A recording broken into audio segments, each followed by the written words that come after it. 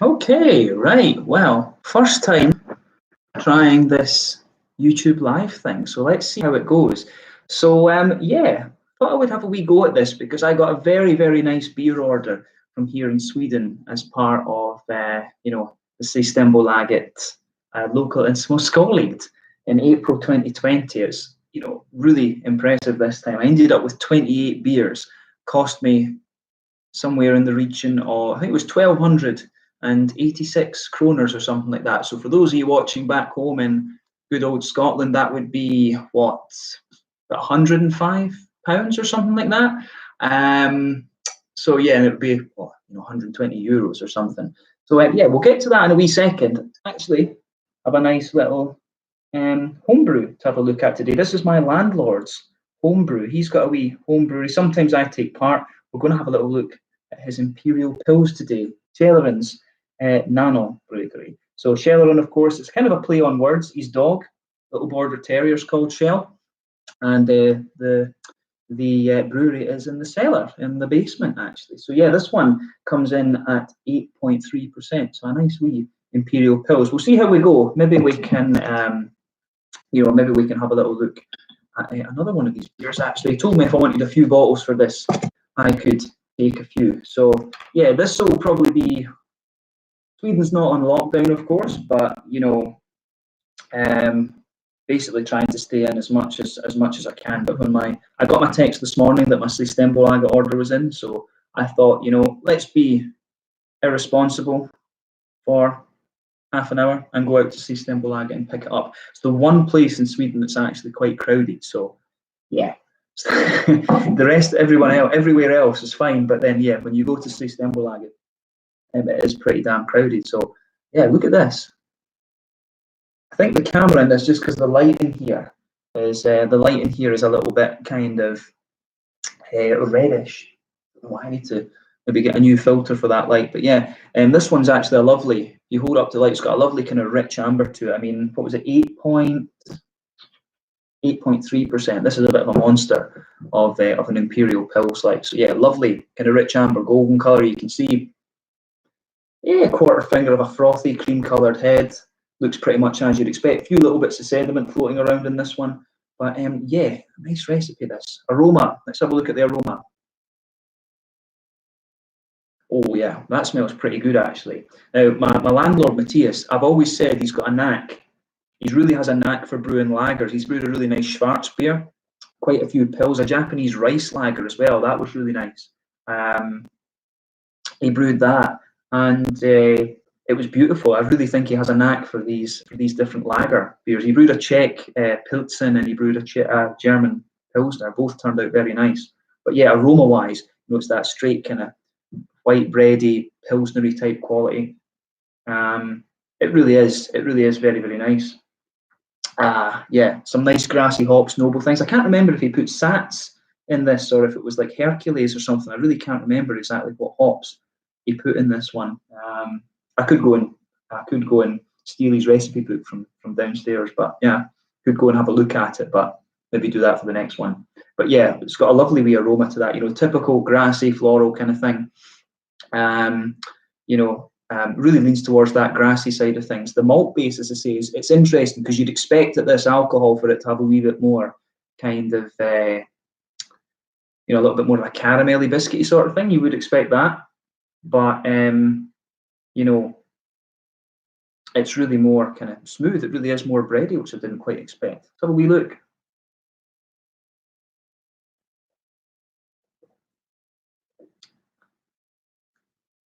That's nice. Tell you something. That's dangerous for 8.3%. That is bloody dangerous, actually. So, thumbs up to Matthias once again. Another nice lager beer. Actually, might just go for a second one of these, to be honest. Very rare that I drink beer outside of the beer reviews, to be honest with you. Yeah, it's interesting, this one. So yeah, it is more bready. It's a lot more bready than I thought it would be. I thought it would be a bit more kind of biscuity, caramelly. But yeah, lovely smoothness to the malt base in the middle of your palate. It doesn't actually have that much kind of that typical crisp Pilsner quality. It really is a bit more kind of smooth and things. But yeah, I thought when I'm doing an unboxing video, I've got to have a beer with this. As I say, I very rarely drink beer outside of the videos anymore. You know, if I go to a bar, I actually tend to drink Cola Zero. How bad is that? Now, but yeah, oh, Dan Hate Chav, hello. Missed the intro. You're going to drink the whole box. Is this going to be a roller coaster of a stream? Oh, probably not. Probably not. Maybe just one or two of the lagers, actually. You know, it's weird. I really hate getting drunk. I really don't like it. I'm an old man these days. You know, I'm 28. Just getting old and past it now. But aye, so bag full of Seastemble lager beers. There's 28 in here. So I was quite proud of myself. You know, I was very efficient with this order that I got. So and that's good. Open the wrong bloody pocket. Here we go. My fabulous work bag. So yeah, basically took a walk into town and got these. So let's kick off with these then. First one, as I say, all of these are from the Lokal and Småskaligt assortment in Småskaligt, April 2020. So the first one, Beer Bibliothek. You can lead a horse to water, but you can't make them enjoy the view. Number 280. This one, if I remember right, yeah, it's a New England double IPA. Really enjoy Beer Bibliothek. Actually, I always keep an eye on what these guys have coming out every month. You know, these guys are really, really very good. I mean, they brew a hell of a lot of different beers, and you know, for a brewery that only tends to kind of brew things for the most part once, although they say that there are beers that kind of appear back every so often. You know, Beer Bibliothek are doing some really awesome stuff. I've had really good IPAs from these guys over the last little while, and it was interesting to try the first sour from them as well. It was a good first attempt too, and I'm sure they're going to improve over the next little while. I've got my Japanese book over here as well. I've been doing my Japanese homework before I came online. I've got my Genki book. You know, I've got to learn how to speak to the little one's mammy properly and things. So yeah, I've been learning a few more kanjis this week. Japanese is coming on quite a wee bit actually. Maybe I'll be able to review some Japanese beers for you in Japanese sometime. El campo io kan skapa recensiona på svenska. Vi får se. Jag vet inte. Anyway, right. So this is one that I'm really interested to try actually. I can never resist a Scotch ale. Whenever I see a Scotch ale, that gets bought. So for this one, this is Bryggeriet Stenhammar. Basically the Stonehammer Brewery. And I forget where these guys are from, but I have had one of their beers before. I think, are these guys up like Dalarna or somewhere like Jämtland or something? I'm sure those guys are up there. I don't think they're any further south than that. I mean, you guys are watching, probably a few Swedes and things watching. So Bryggeriet Stenhammar, let me know. I can't remember where these guys are from. We could look it up, of course, but that might take a little while. So yeah, oh, this one. Right, this one, it's another Stigbergets collaboration with Lervig from Stavanger in Norway this time. This one's called the Cuddle Monster, 4.4% Helles. This one, I'm sure this was like 40 crowns. And I mean, for a 330 Helles, maybe that's a little bit pricey, actually, for what it is. But, you know, this is one of these ones where I couldn't really resist having you know, it's a Helles. I love my German lagers. I really do. I love my German style lager beers. So, you know, I just had to go for this one. Just had to. Yeah, let's move the Japanese book so I've got more space for beer on that table. There we go. I've been building shit today. So, yeah. Okay, next one. Okay. Yeah. This is another. This is a new Swedish brewery from Stockholm that I hadn't heard of before. I'm sure these guys are from Stockholm somewhere. So this one is it's Universum, and I got two beers from these guys. This one's called the Alien Structures IPA, 6.5%. Should be quite interesting. Really should be quite interesting, this one. Yeah, as I say, I think this is the. Correct me if I'm wrong. Some of this, you know, I often get mixed up as to when with time and things when beers come out. But I think this is the first time these guys have released something through Systembolaget. I've not done any research for the videos on this brewery yet. So yeah, we'll see how that one works out. As I say, I've got two from them. And oh yeah, of course, we've got the classic Swedish IPA brewery now, Apex, ABC, Citra Motueka, 8% by volume. So yeah, Citra, we know, lovely kind of mangoey notes. Motueka is the sort of New Zealand limey hop, actually. So I'm really curious to see how this one turns out. These guys, quite rightly, getting a lot of plaudits in Sweden at the moment. Some really, really nice beers from Apex Brewing Company. These guys are from Nora, just, if I'm pronouncing that right, just to the north of Örebro. Yeah, a lot of good beer in Örebro these days, actually. Yeah, next one.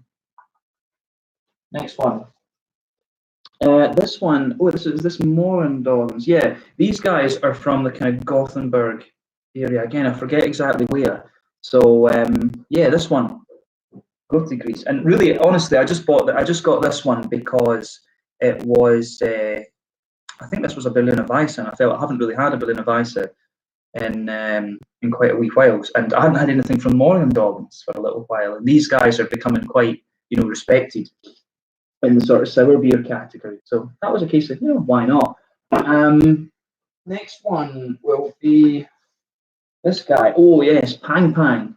So these guys have only really just kind of started re-releasing or releasing again their beers through Systembolaget. They're starting to do one every month, from what I gather, but this one is called the Chocolate Cherry Cream Pie, and they're calling it a double chocolate cherry vanilla stout, 10% by volume at 440 mils. I think this one is a sharer. I'll probably share that with a friend, this one, but who knows, I might be unable to sleep one night. I do have that, get a bit annoyed with the insomnia these days.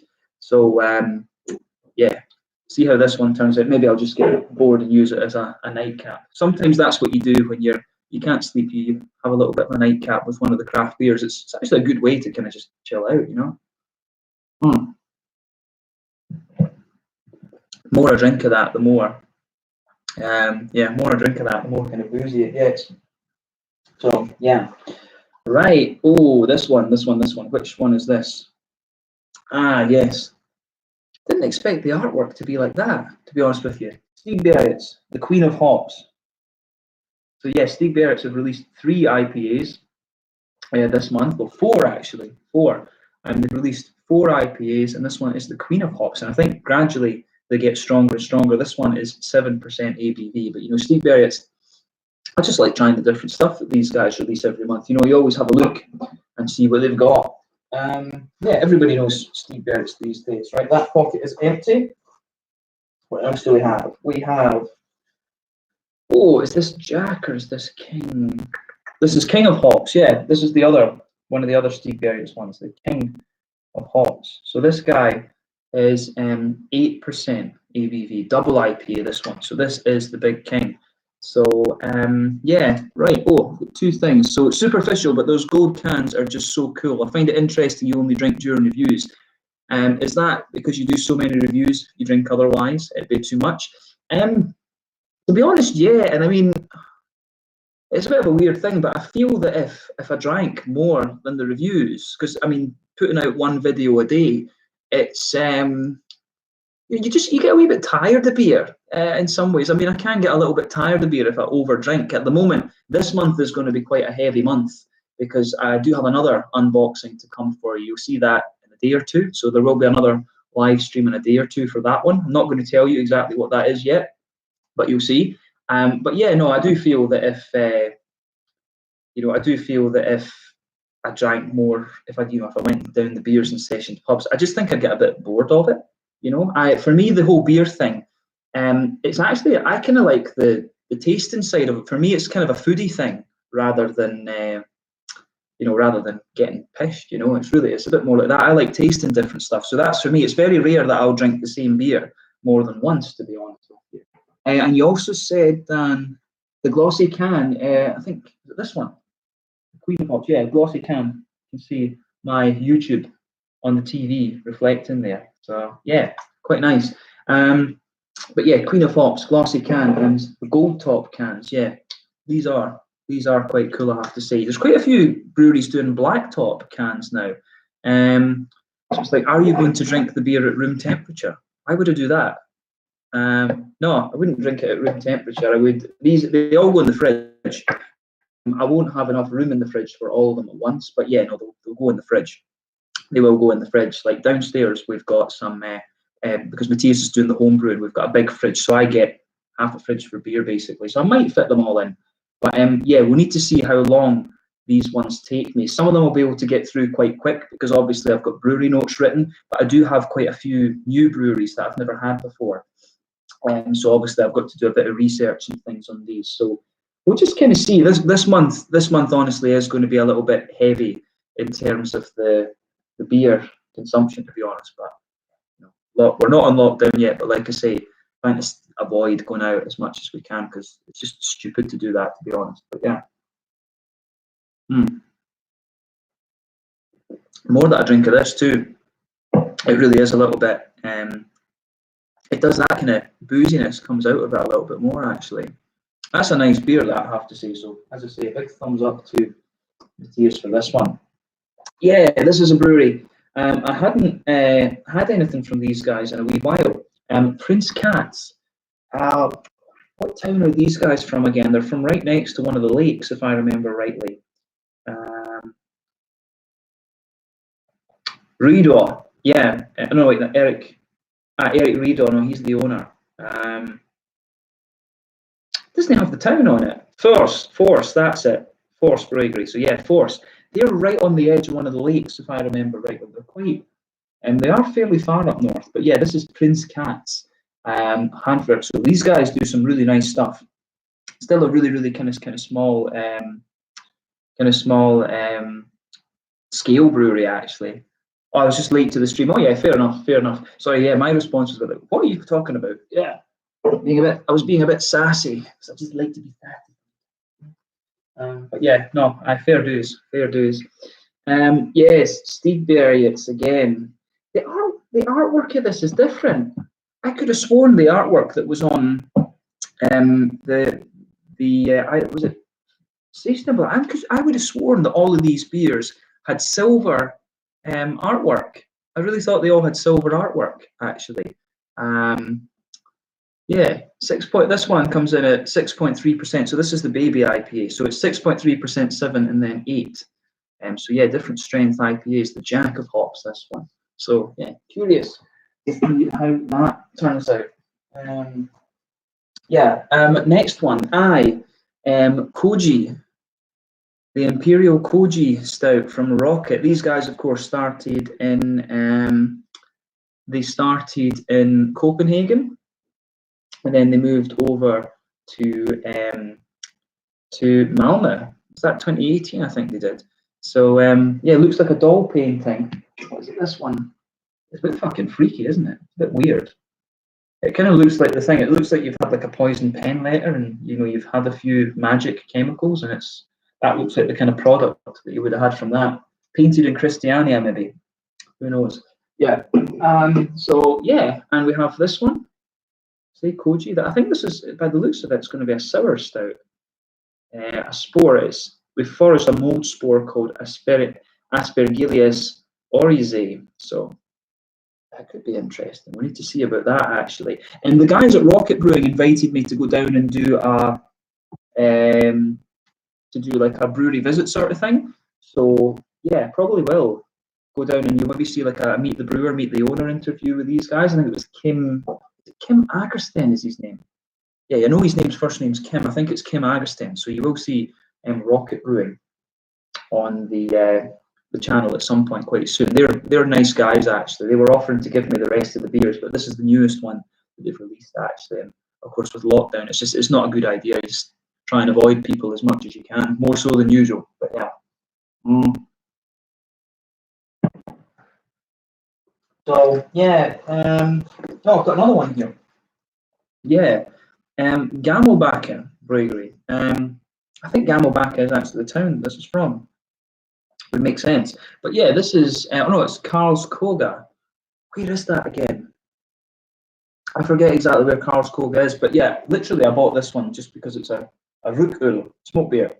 And if you've watched the channel before, you will know that I'm a huge fan of the Rauch beers, and I can tell you when you put it up to the light, it's got that lovely kind of rubyish tinge to it. So yeah, curious about this one. This is another new brewery. I've never reviewed anything from these guys, so I need to do my usual and go through the beernews.se. That's basically where I get all my information on the Swedish breweries from. At least it's quite interesting, because if you get beers from different countries, more often than not, there's a really, really good blog. Like when I look at the German craft breweries, I use Hopfenhelden, and that's a really nice one. And there's a couple. I forget what the other ones I've used. When I did the Dutch beers years ago, there's a few really good blogs in the Netherlands. If you're doing Finnish beers and things, you've got Jasken Kaljat and Reitaus blog, Harry and Jaakko. Those guys have got a really nice blog as well, and lots of stuff about Finnish microbreweries, actually. There's lots of really good beer blogs across Europe. But yeah, as I say, this is how many in are we? There's about 14 there, so we're about halfway through the unboxing thing.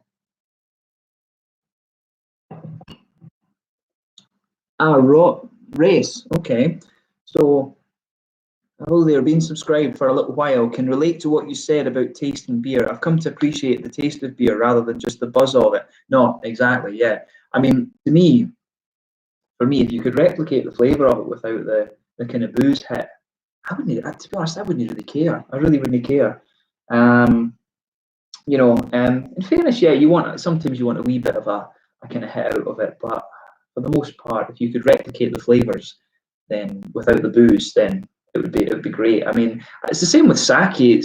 I always found when I do the sake videos, that stuff is so easy to drink. It's basically, it is basically rice wine. It's about the same percent as a normal wine, and it's so easy to drink. It's so clean, and I find beer. I think beer is genuinely a bit harder to drink than sake is. Sake is ridiculous. One of my kind of guilty pleasures. But yeah, exactly, Ross. I think if you could replicate the flavours of beer without the booziness, it really wouldn't bother me, to be quite honest with you. Yeah, cool to see that there's people that agree with me on that. Have I got any more in here? Nah. Oh, but look at this. This is an old. I must have had that. This was the bag I had when I did my Drygate video, because I think the guys in the place in Glasgow gave me this. My Drygate brewing things. I like that. Yeah. Cool. Right. Pardon me. So yeah, on to some more bottles then. So yeah, Dugas, the Legends, another from the Grand series, the Cake Imperial Stout. These beers are just insane. Dugas Brewery really are. These guys really are top class in my mind. The thing that's so good about these guys is that pretty much every individual beer you get from them is properly good. But they do try lots of different styles. I mean, they are focusing on the IPAs and the Imperial Stouts recently, but I'm sure they do have a Schwarzbier and things. I'd love to see them try a Dunkel. I think they probably have. But I've had barley wines from these guys. Have I had a Scotch ale? I don't think so. But I mean, I must have done about 20 reviews from Dugas Brewery. So those of you who are watching in other places, this is a brewery that you really, really want to check out if you're interested in Swedish beer. I guess Bierbibliotek and Stigbergets are the other breweries that we've looked at so far that you are probably going to be able to find if you're not watching from Sweden or Scandinavia, I guess. Yes, Davos quadruple. Yeah. This is Två feta grisar, is it? Yeah, Två feta grisar. This one, Davos Belgiskills. This one, I think I maybe need to research this one. I don't know if this is a collaboration. Maybe Davos is like a gypsy brewer. I really don't know about these guys. As I say, I'm literally just showing you these beers at the moment. I've not done any of the research. So it says in Belgische quadruple gebaseerd op in recept van Christophe de Vos, Rod Bruin van Kleur. Oh, this is obviously in Dutch. So then, the guys over at the Dutch Beer Collective, they can do that, or Dutcher. I don't know whether it's right to say Flemish. I really don't know how different Dutch and Flemish are, if it's just a dialect. But yeah, this one, I think probably this one is, a gypsy brewed beer by the looks of it. It said on the website that it was a Två feta grisar, and that was the reason I got it, actually, because I hadn't had anything from the Two Fat Pigs brewery in quite a while actually. So yeah, and it's a quadruple. I love quadruple. So good. Yeah. There's that one. Then what do we have? What do we have? Yeah. This I was very curious about. Nerke Kulterbryggeri. This one, these guys obviously they're known for the Kagan Stormax Porter. That was the best rated beer in the world for quite a wee while. And I just thought they've done a New England IPA. They've done some kind of New England IPA here. So I've got to try that because these guys mainly brew the English and the German beers. And look at that artwork. That's a little bit psychedelic. So look at that with a little bit of Led Zeppelin or Pink Floyd or whatever you guys were back to. You guys were into back in the 60s and 70s. For me, the music scene starts from the 80s. A few more comments. Why don't you review some non-alcoholic beers? I'm seeing even non-alcoholic stouts in the supermarkets these days, and many reviewers don't touch them. Yeah, I mean, I would. The problem you have in Sweden really is that you don't get all that many, to be honest with you. Because of Systembolaget, in some ways it's really good. But when it comes to the non-alcoholic beers, you're literally talking, I think you've got 2 from Mikkeller, you've got a Brewdog, there's a non-alcoholic Weisse, I forget who does that. But yeah, to be honest with you, I probably could look for more through the, the order system. But to be honest, in Sweden, when you're talking about non-alcoholic beer, because of Systembolaget, you'll maybe be lucky to get 7 or 8 different ones in the shop. So there's not that many, really, to be honest. I would be open to the idea. I know that actually, if it's still the case, there is a bottle shop up in Stockholm, and I forget the name of it, but they sell Folksöl. So in Sweden, if a beer is under 3.5%, it can be sold in the supermarket. So quite a lot of the craft breweries brew Folksöl beers at these percentages. Brewski, for example, they had 2 versions of the berry pie, was it? They had one that was 3.5 and then they had one that was 4. And so one could be sold in the supermarkets and the other was sold in Systembolaget. Or was it even closer? It might have been 3.6%, something like that. So yeah, you had these beers in there. But yeah, in Sweden, it would probably be more of a case of reviewing the Folksöl rather than reviewing the non-alcoholic beers. So yeah, that's the main answer to your question there, Dan. Yeah, I mean, but maybe that's something I could look into when I go to Scotland, actually. And of course, in Japan, I'm over there fairly regularly. You've got the Hapu shoes and all of these kind of things. Brian, yeah, mango. That's one of the best Dugis beers I've had, actually. I really, really like that one. Even now, I mean, I've had so many good beers from Dugis since that one. That must have been like 2018, mango, but I still remember that beer. And at the time, I'm pretty sure I said that's the best Dugis beer that I've had. So yeah, mango is definitely worth mentioning. I dislike the aftertaste of non-alcoholic beer. It leaves a really artificial taste.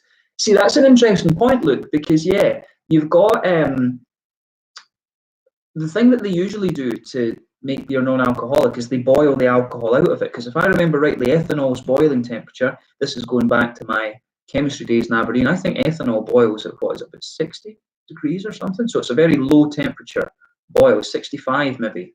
I want to say 65. Could be wrong. But yeah, ethanol boils at might even be 40, I don't know. Ethanol boils at a very, very low temperature. So they heat the beer up, but when you do that, it basically kind of fucks up all of the sugars and things like that. So that's why non-alcoholic beer tastes very weird. You're actually better to do a low alcohol beer, like 1-2% or something like that, because then you can still do the natural fermentation. I mean, that's what Brewdog did with the Nanny State when it first came out. That's one of the I've actually reviewed that on the channel for you before, but I really didn't like that beer. I remember I really didn't like Nanny State. I maybe need to try the new version of it. But yeah, if it's better to have a low alcohol beer that's either 0.5 or 1% than it is to have a completely alcohol-free beer, in my mind. The only ones I've found that work are the Weizens and things, the Hefeweizen, some of the German brewed Hefeweizens. So that's another thing I'd be open to. I would be open to doing some of the non-alcoholic German Weizens. I still need to review a beer from Erdinger. I know that they've got one that's quite easy to find in the supermarkets in Scotland. I've just never done it. So yeah, Yeah, Res is agreeing with Res is agreeing with Dan. So yeah, I mean, the thing about review sites is Untappd is very popular, but it's not moderated in any way. From what I understand, it's really it's really kind of there's a lot of bump on there basically. I mean, it's good to get a good kind of feel for what your beer is going to be like. But yeah, it's you just have to remember that I think Rate Beer and Beer Advocate are moderated to a certain extent. So you have got people that are cicerones and stuff like this behind it. Not that the certification is the most important thing, but still you do it does count a little bit of the bump, to be honest with you. So yeah. Blue Oyster Cult, BOC, I know them, but I can't think of any songs from them. Still, it's too early for me. I think, what's the furthest back you can push me? Probably a little bit of Black Sabbath. I think Black Sabbath are probably the earliest I can go, and Motorhead. Got a fair knowledge of them, but for me, it was Iron Maiden that got me into the metal music. Really, it was Iron Maiden, and the first ever song I heard was Hallowed Be Thy Name. It was that one where they did... what do you call it? It was the one they did it live at Abbey Road, and the riff. That one. I always like that.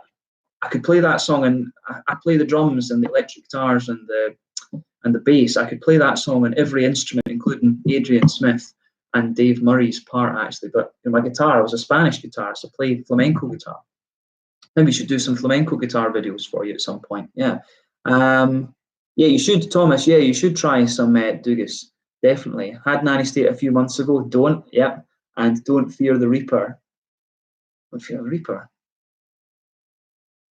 Can't think of the reference. What are you meaning? What are you meaning? The Reaper for me is Sons of Anarchy. The Reaper. Fear the Reaper. Not sure what you mean there. Maybe I'm probably being stupid. But yeah. Oh, okay. Fear the Reaper. Right. Okay. Blue Oyster Cult. Yeah. I should know that. You guys probably hate me now. Born 1991. I think that's a little bit early for me. But yeah, none of my family were into metal. It was my mum liked a little bit of rocky stuff, but yeah, they were into lots of different things. Yeah, right. Next one then. Oh yeah, this is one I'm looking forward to. Yemadalens, Yemadalens Handwerksburg. These guys are from way up north. What's the name of the town again? Say, why do Swedish breweries not put the name of the town on their beer? Such annoying, it really is. But this brewery came as a recommendation to me by somebody that was watching the channel, and I forget the guy's name, but he actually, it was weird because I've been thinking in my head. I looked up this brewery. Every so often I get breweries in my head, and I'll just I'll just look them up, and I think I've not had a beer from them in ages. I'll look them up and we find stuff, and I'd looked up Yemadalens. And oddly enough, literally about 2 days after that, he messaged me and said, "Check out Father of Serpents." And I'd put one of these in my my cart on Systembolaget. So this one actually isn't part of the Lokal and Småskaligt. I don't know when this was released, but this is one that he told me I really had to try. A sour wheat wine. I think this will be really interesting. I've been really getting into sour beers, and a lot of that's thanks to a very nice man in Belgium called Chris Contreras. He sent me, I forget which way around it was. I think he sent me some lambic beers first. He found my channel through some of the Belgian beers that I've reviewed, and he sent me some lambics, and I've really gotten into my sour beers over the last little while. So yeah, I've got quite a few. I've still got 2 or 3 sours in the fridge that I need to sort of research and review for you. So yeah. Right, what other bottles have we got? We've got bottles in the back here. Ah, yeah. This I think will be really interesting. Revsuns. This one is a cloudberry. It's called Cloudberry Club. So yeah, a nice kind of cloudberry sour beer, this one. I'm really curious about this. 4.2%. I can't remember if that's a Berliner Weisse. Yeah, it's a Berliner Weisse. So yeah, cloudberries, very, very Swedish fruit, very kind of Nordic fruit, actually. So I'm really curious about this. I'd love to try. I was playing around with the Mikkeller. Website to do like a mail order. And they've got like a Ling, there's a Lingon Spontan, there's an Acai Berry Spontan. What was the other one? I don't know if it was a cloudberry thing, but there's some really interesting spontan beers at Mikkeller that are odd fruits. And I'd quite like to try those. As I say, this is just my kind of obsession with how sour beer was. Wonder how heavy that bag was, Christopher Gustafsson.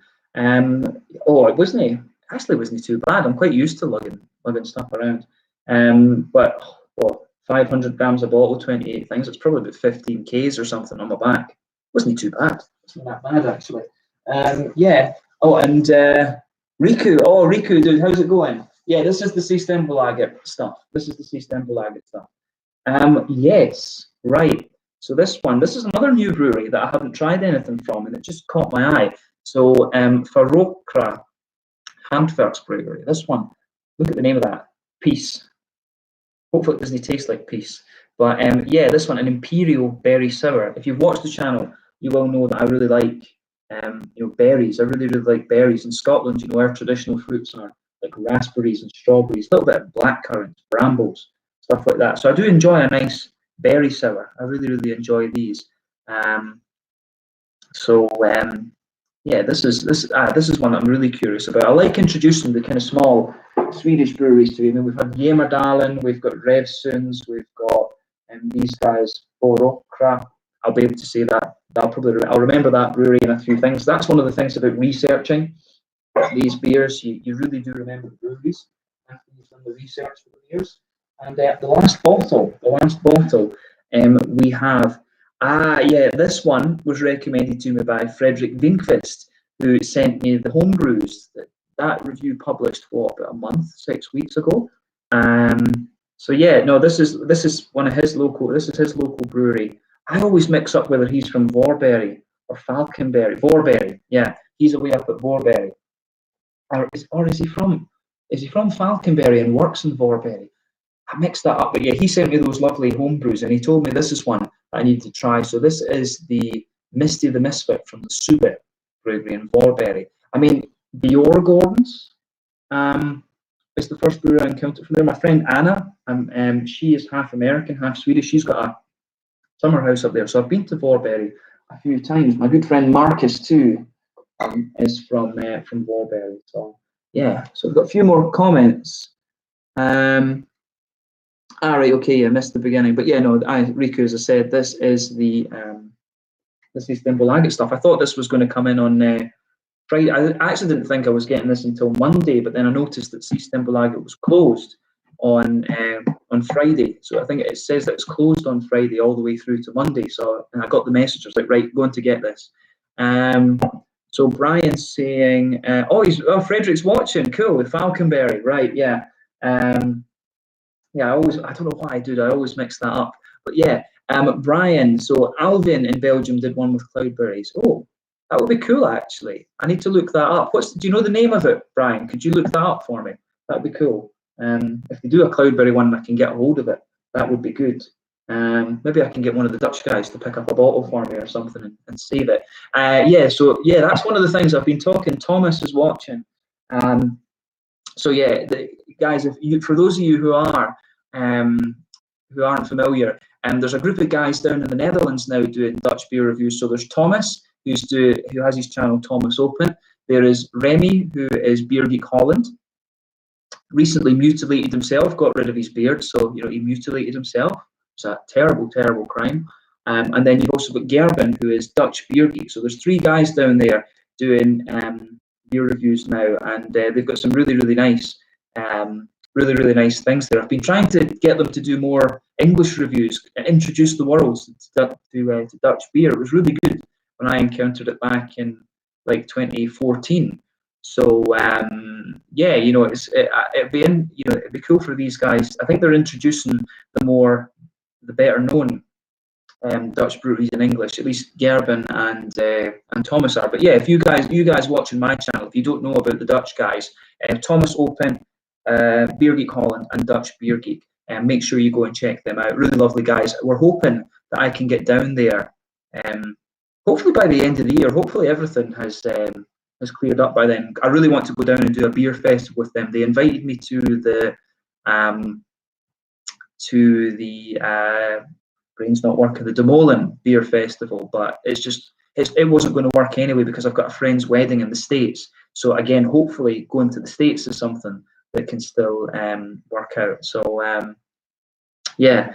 Oh yeah, Riku likes cloudberries, and yeah, Finnish breweries have done cloudberry sours. Yeah. Yeah, we need to try some Finnish beers. We'll need to see about that. But yeah, so QV Sophie, cloudberries version. Okay, I'm sure, was that a Sophie I reviewed from them? That was Davor down at it was Davor down in Slovenia. He sent me an Alvin. I don't know if it was a QV Sophie he sent me, but he sent me an Alvin beer, and that was my first experience with them. Those guys are really good. I need to get more of those actually. So yeah, I need to review a few more of the Alvin beers. They're very, very nice.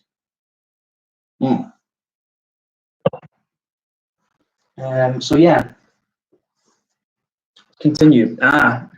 OO Brewing, 50/50 Mosaic Simcoe. Yeah, this one. I actually don't know with OO Brewing. Obviously, when it's Ole Anderson, these guys have a really solid New England base recipe. And they keep this base recipe, as far as I understand, just firing some different hops. So they've got the 100 series and the 50/50 series, which is really interesting. I'd love to see these guys in the 100. I'd love it if we got a 100 series every month and a 50/50 every month, because there's a few hops that I'd be really curious about. I mean, Girillo is a new one. There's some Girillo, I think, it's got a lot of pineapple notes. It'd be cool to have Idaho 7 on its own. I think so. It'd be cool to see a few more of the 100 series coming through. Because a lot of the beers we're getting, it's usually 2 or 3 hops you're getting in New England IPAs. And this series is really good for kind of educating yourself about the different hops. But the 100 series is even better. It's only been the 100 Citra that we've heard from these guys. At the same time, I would love to see them do like a 50/50 New England and a 50/50 West Coast. That would be awesome.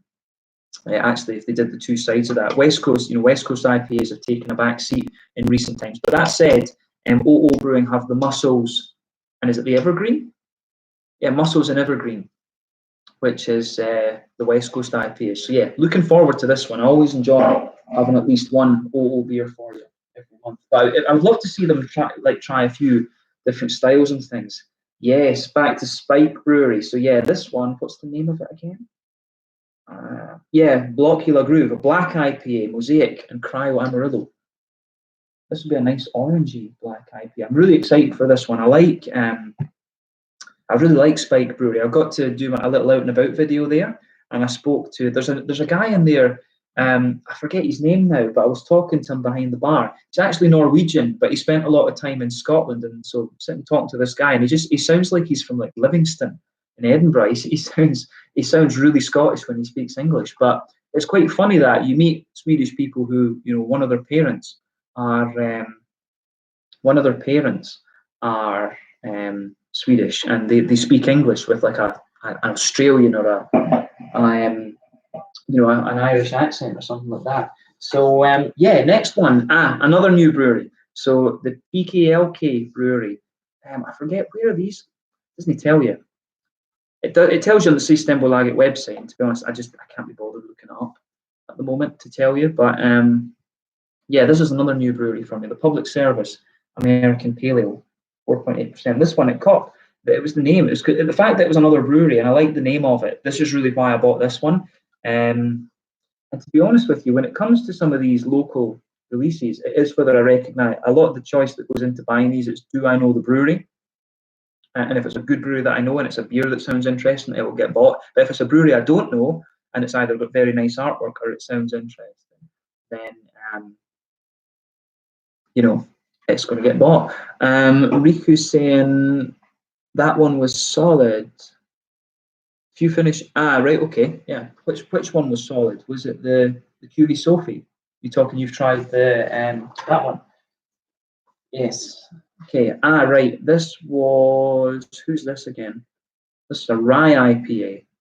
This one is from Akia. Yeah, this is another brewery I've never tried anything from. Just a rye IPA. You don't see too many of these about. So I don't know if it's a red rye IPA or exactly what it is, but I just thought this would be quite interesting. So yeah, another new brewery on the channel. I can't even remember. It's from Kungsbacka. Yeah, Kungsbacka is a little bit to the south of Gothenburg, Göteborg. So yeah, this one should be quite interesting as well. But yeah. Let's see what else we have. What else do we have? Yes, this one. So how do we actually pronounce this? Another Stigbergets beer, the Ololio. Yeah, double IPA, the Ololio double IPA. This one comes in at 8.5%. So this one will be a bit of a beast. I think this is an interesting discussion. All right, Riku. Right, the 50-50. Right, with you now. Okay, but yeah, this one. I think this is an interesting discussion with New England IPAs. I'd be curious to know your thoughts. I've always felt with the New England IPAs two things. I think that you have to leave these in the can for maybe, like 3 weeks or something, 3 weeks for them to really be in their prime. And because if you drink them straight and fresh, they're just greening away, and it just doesn't taste quite right. I've always felt that about New England IPAs. I also think when you start to go above 8.5%, that's when you really start to struggle with the boozy side of them. You've really got to add a little bit of like caramel or biscuit malt or something into them after that. And I was talking to Harry at Blue Nose Beer Reviews about this, and he pointed obviously very rightly to Evil Twin over in America. And they're obviously very capable of doing some nice big triple IPAs. So I think that's an interesting debate. When you go above 8.5%, do you need to use a sweeter malt variety in a New England to make it work, and otherwise does it just feel a little bit kind of boozy? So yeah, an interesting point to make about this style. Yeah, let's have a look. This one then. Yeah, this beer was brought out a while ago. So yeah, this one is Brewhus 19, Brewery 19, basically, or Brewhouse 19. These guys are from Karlskrona, somewhere out in Blekinge, if I remember rightly. There was a dude who commented on Karlshamn. So that's in the west side of Blekinge, southern Sweden. But this is that's a collaboration brew with Jamil Zainashev from Heretic Brewing Company. But yeah, there was a guy, I want to say his name was Andreas. Really want to say his name was Andreas, but he commented religiously on my videos. Like pretty much every day he was watching my videos, and he was saying to me, I need to try more Brewhus 19 beers, and it was this one. And when he mentioned it to me, I think it was just going out of Systembolag at the time. So it's nice to see this back. I think he wasn't very well actually, so I hope that he's made a full recovery and he gets to see these beers. I've actually got 3 beers involving Brewhus 19, and I've got this one. Obviously now I've got the Christmas Doppelbock, and I've also got the one that they did with Julia Brewery as well. So you'll see 3 reviews from this brewery over the next little while. But I hope he's made a full recovery. I'm sorry, I forget his name, but I think it was. I really think it was Andreas something. Sure. Yeah. And here we go back to Universum. Yeah, so this one is called the Space Pants. It's another IPA. And again, it's another new brewery to me, but there was 2 IPAs coming out, and I thought, well, don't really know anything about either of them, and they were only 50 crowns, so why not get both of them? So money well spent, hopefully not money well wasted. And then our last one, we go, there's something still weighing this down. No. Okay, t-shirt in the bottom of the bag. But yeah, for the last one, we go to Gamma in Denmark. So last one hype. Yeah. So yeah, Gamma Brewing in Denmark. Yeah, these guys are pretty awesome. I've not tried the Big Doink, but in fairness, when it comes to this brewery, you're pretty much guaranteed if they're going to do an IPA, it's going to be pretty damn good actually. So yeah, it's pretty decent. This one should be really nice. Yes.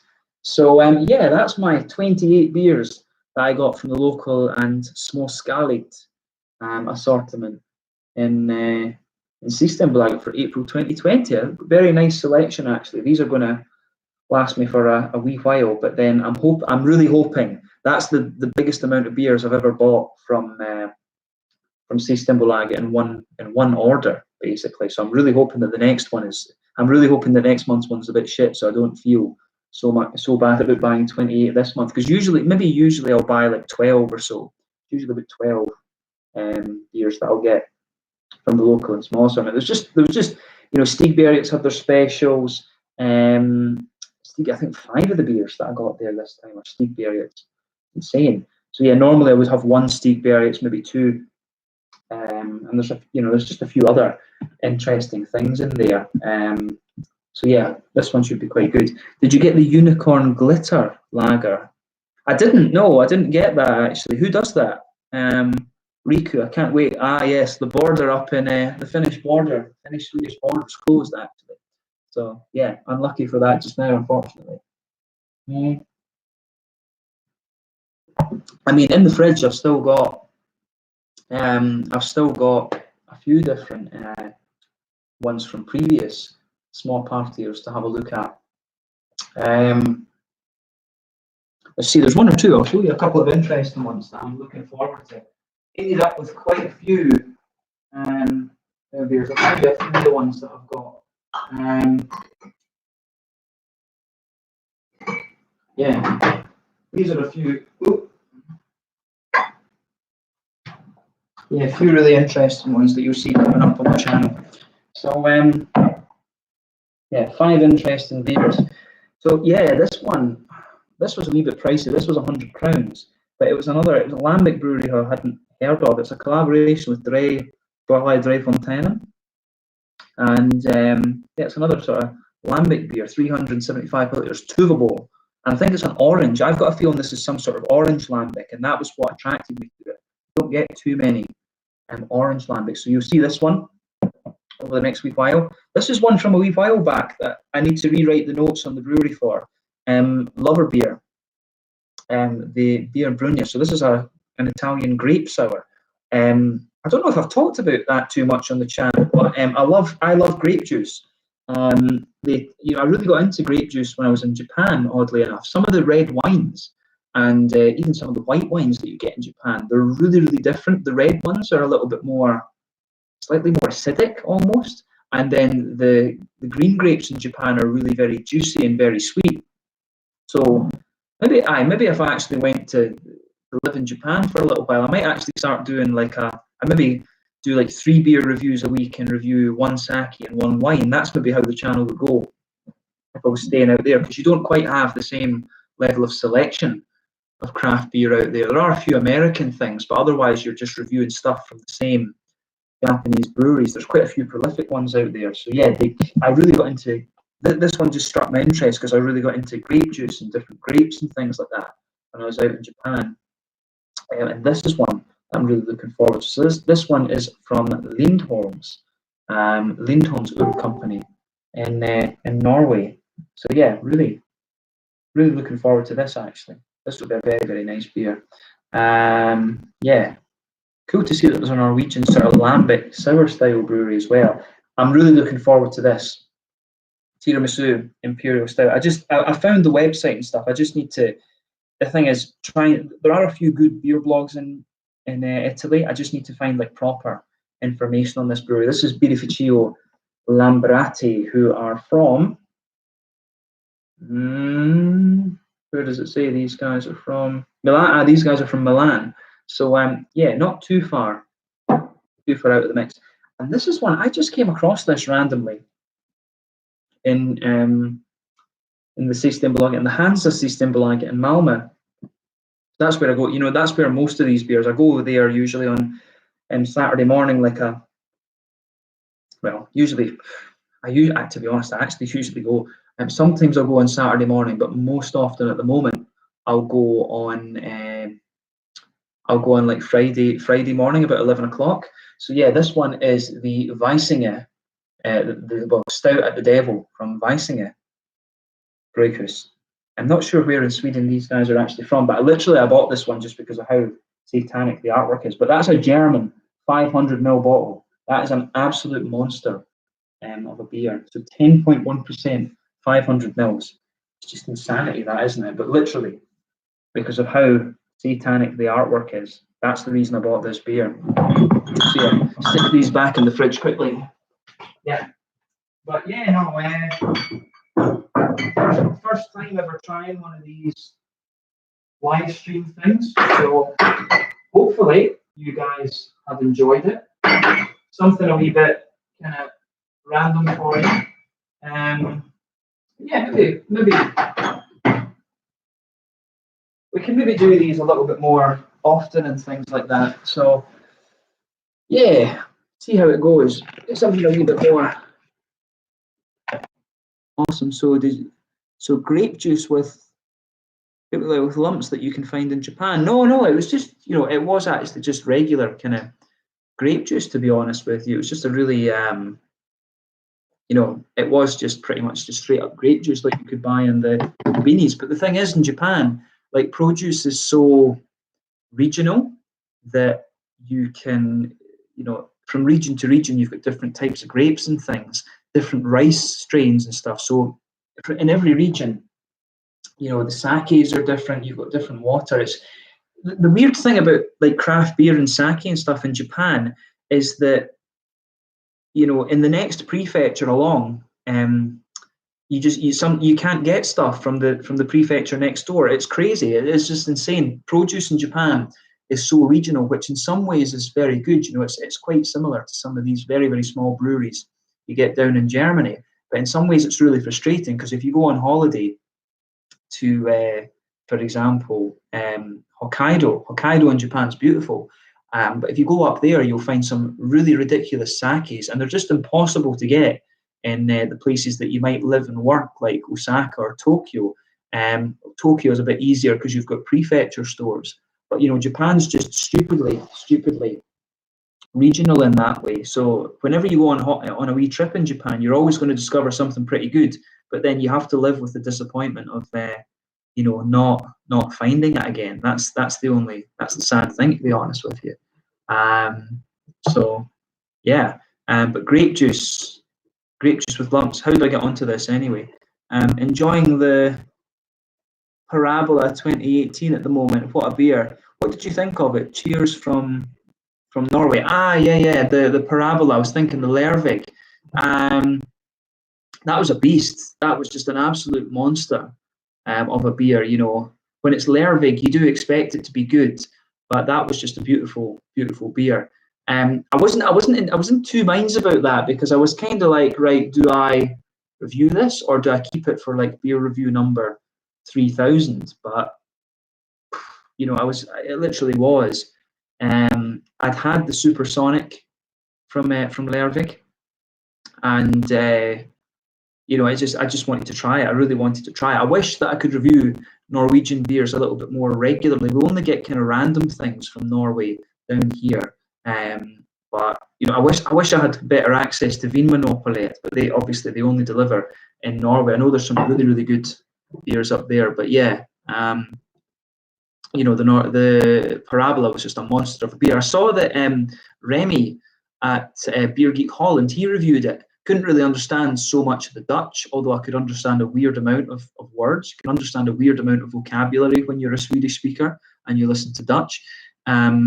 But he seemed to really enjoy it too. But his one came in this really cool box. I don't know why the ones that we got in Sweden weren't in the boxes, actually. Maybe stuck on a truck and brought over. I don't know. His one was probably sent by a proper kind of import company. I don't know. But yeah, the Parabola was an absolute beast. Yeah, just an absolute monster of a beer. So Panzer Carlsen, then, can you tell me what are a few Norwegian breweries that I should check out? As I say, I've got Lindholm's Ur Company in the fridge.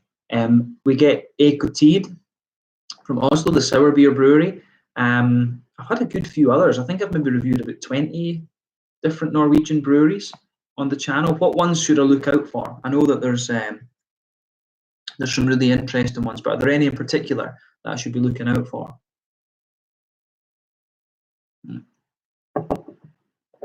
But yeah, like I say, the more and more that I drink of this one, this is really nice Imperial Pils. So yeah, Parabola. Yeah. Okay, yeah, no, that would make sense. The Firestone Parabola. That was what's that about? The Parabola was the barley wine, wasn't it? I mean, pretty much anything you get from Firestone Walker is going to be good. I mean, I had an Imperial Stout from them, I think, and then I'm sure the Parabola is the bar. The ownership scheme with Duvel, they really have kept their standards up. So you know, since they've gone into partnership with Duvel, I'm really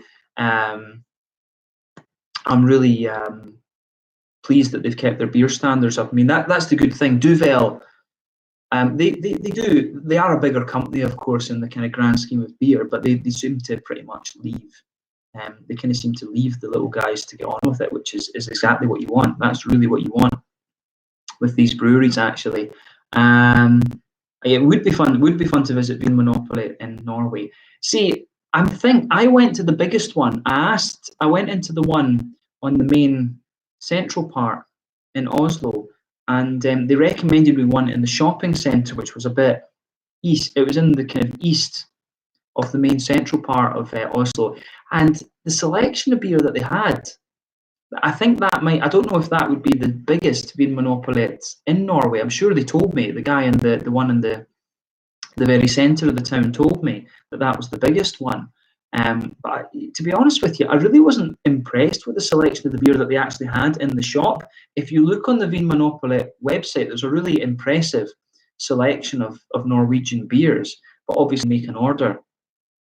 I don't think you can make an order at Vin Monopoly and then go and collect it, because if that was possible, I would go into I'd make an order and go and collect it from Oslo or something. I need to get back to Norway and explore a little bit more. But the standard of Norwegian beer is really good, and I think it's the same kind of story up there as you've had in Sweden. For a long time, the laws have been very strict, and then people just homebrew, and then they get really good at it, and then so when all these craft breweries kick off, they tend to be pretty damn good, actually. So yeah, the best in Norway, from my opinion: Lervig, Amundsen, Servicium, and Salicat. Right, so yeah, I've had 3 of those. Salicat, never had anything from them.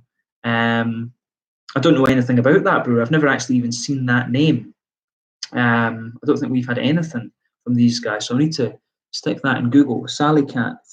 Yeah, Salicat.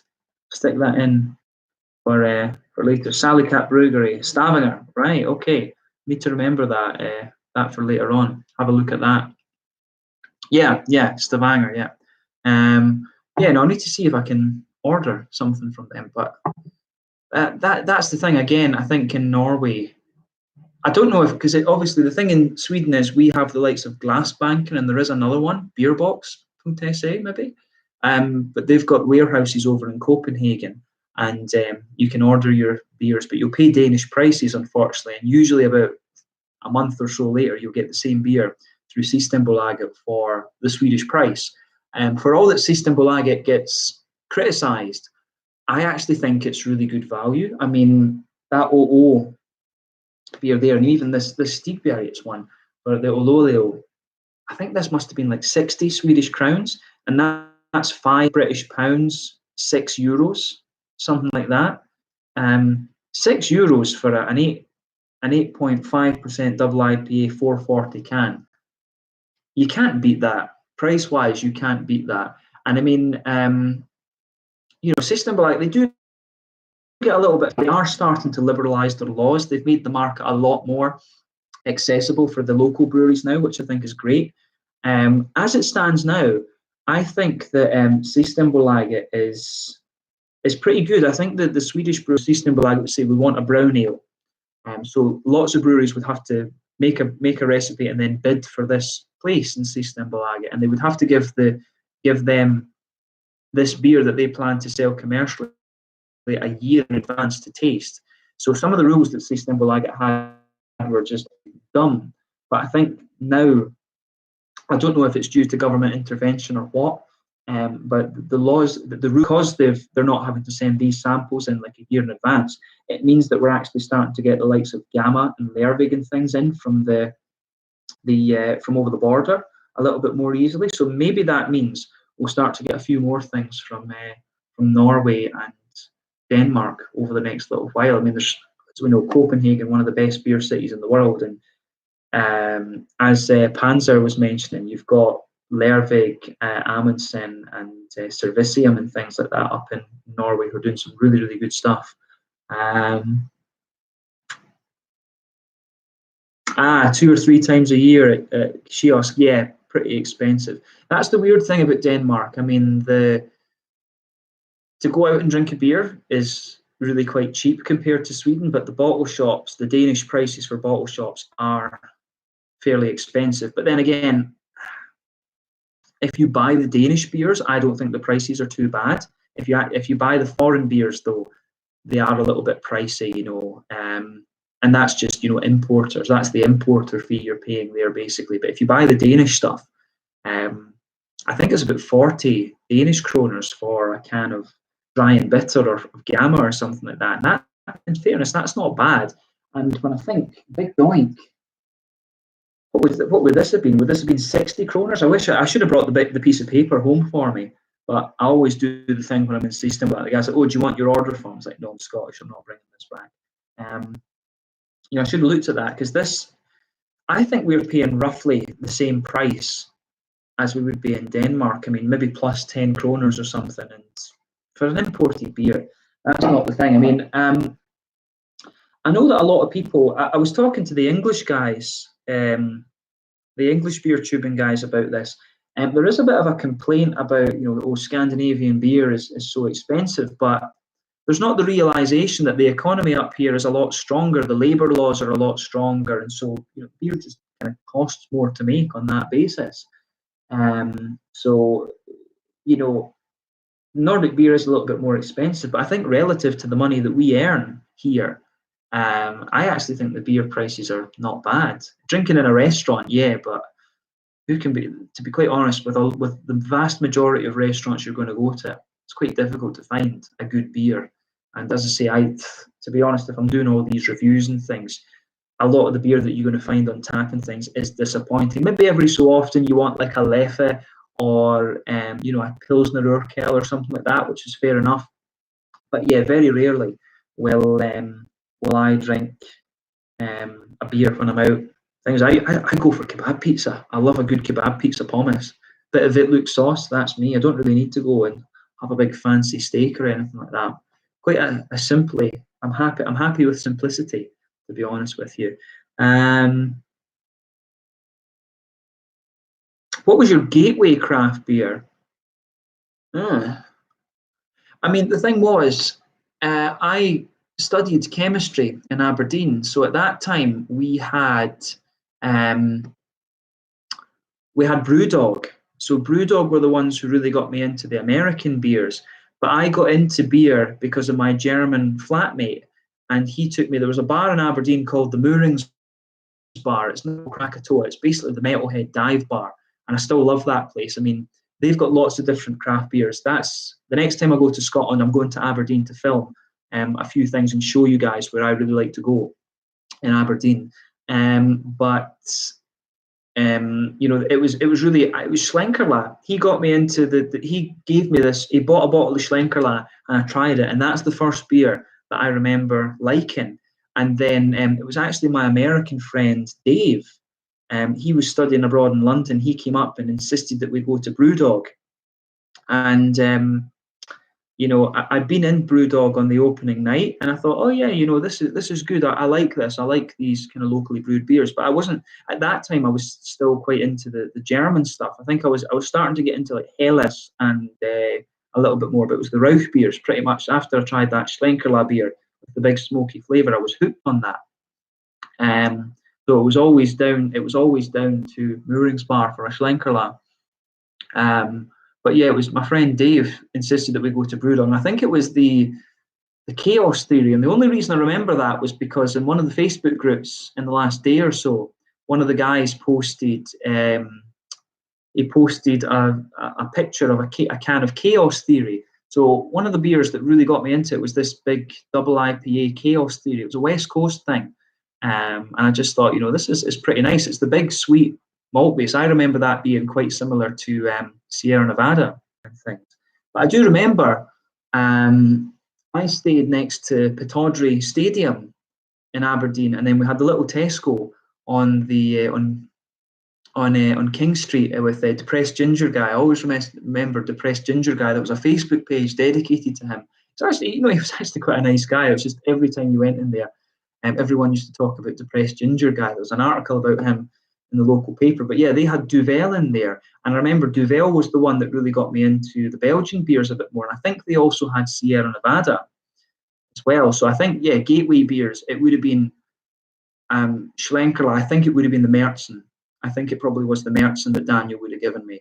And then Dave, as I say, got me into the IPAs with that little trip to Brewdog. I remember he tried the Tokyo, and he just sat there at the bar with this grin on his face, like, try this, man, this will fuck your day.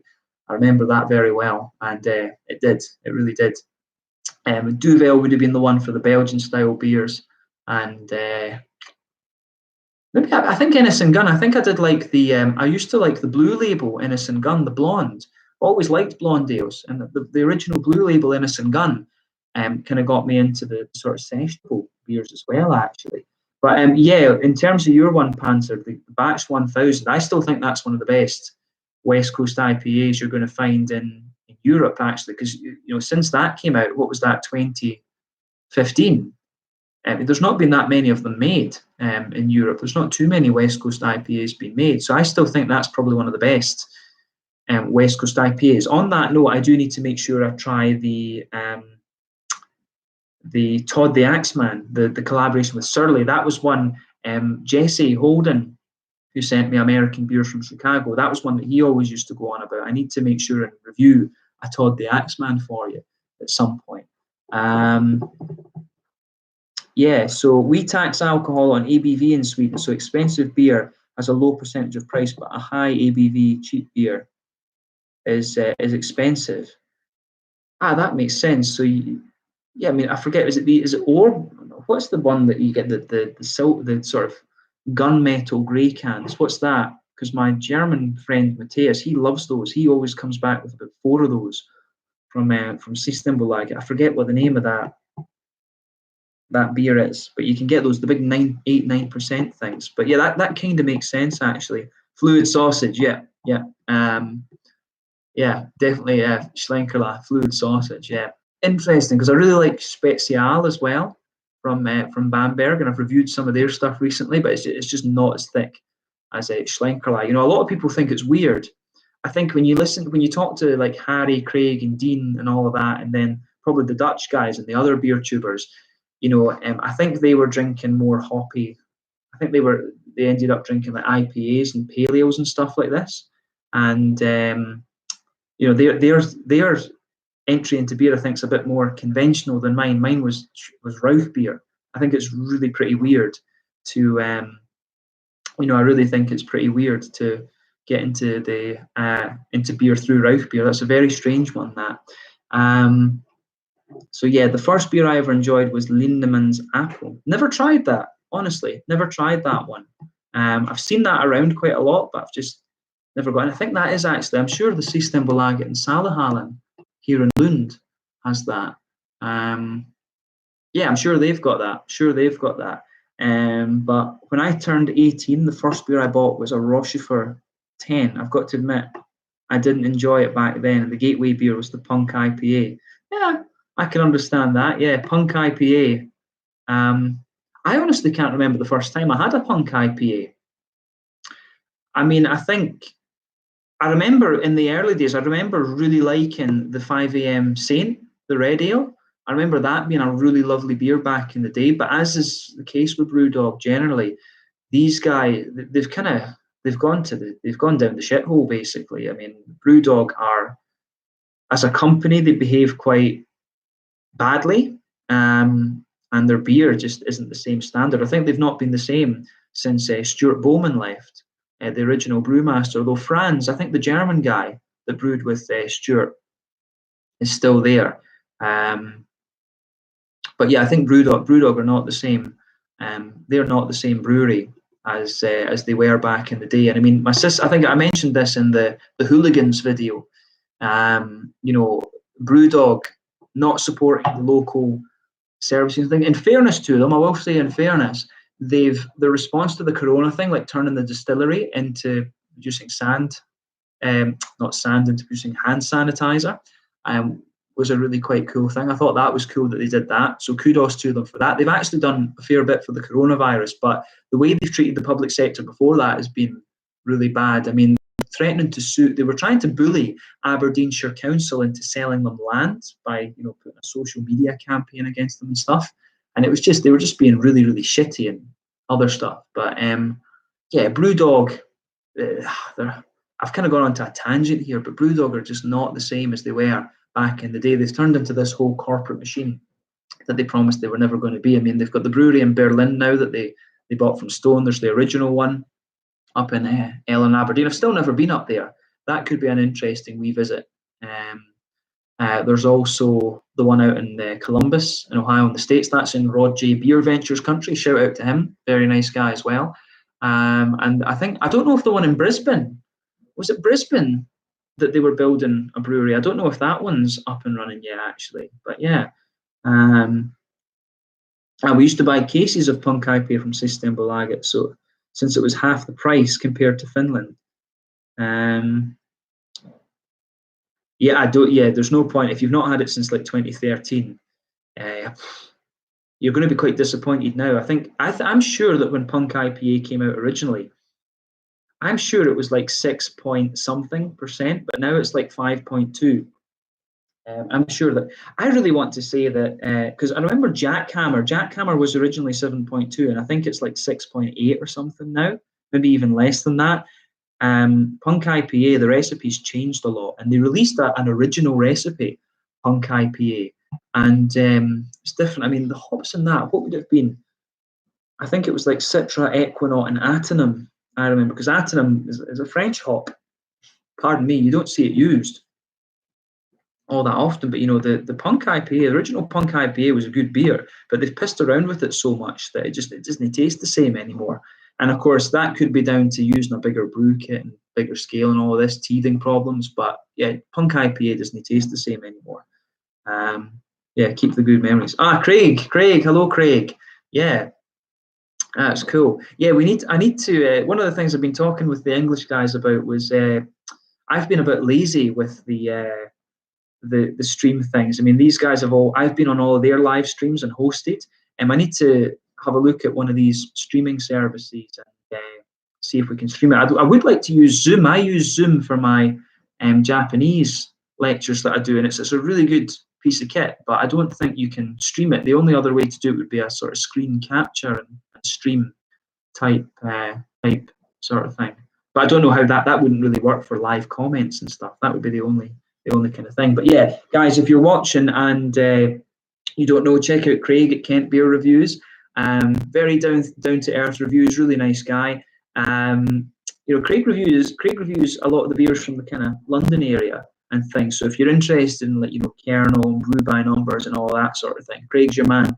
And his missus is Portuguese as well, so he's got a lot of. If you want something a bit more unusual, go and check out his Portuguese reviews. He's got some really nice ones where he's in Madeira, and you know, he's sitting on the roof and just sitting reviewing beer. It makes you very, very jealous, actually. But yeah, no, Craig's a really nice guy. I need to meet up with Craig at some point soon. So if you guys are watching and you don't know Kent Beer Reviews, go and give Craig a subscribe. You'll get some. If you're interested in English craft beer, Craig will hook you up with that. Very nice guy. Yeah.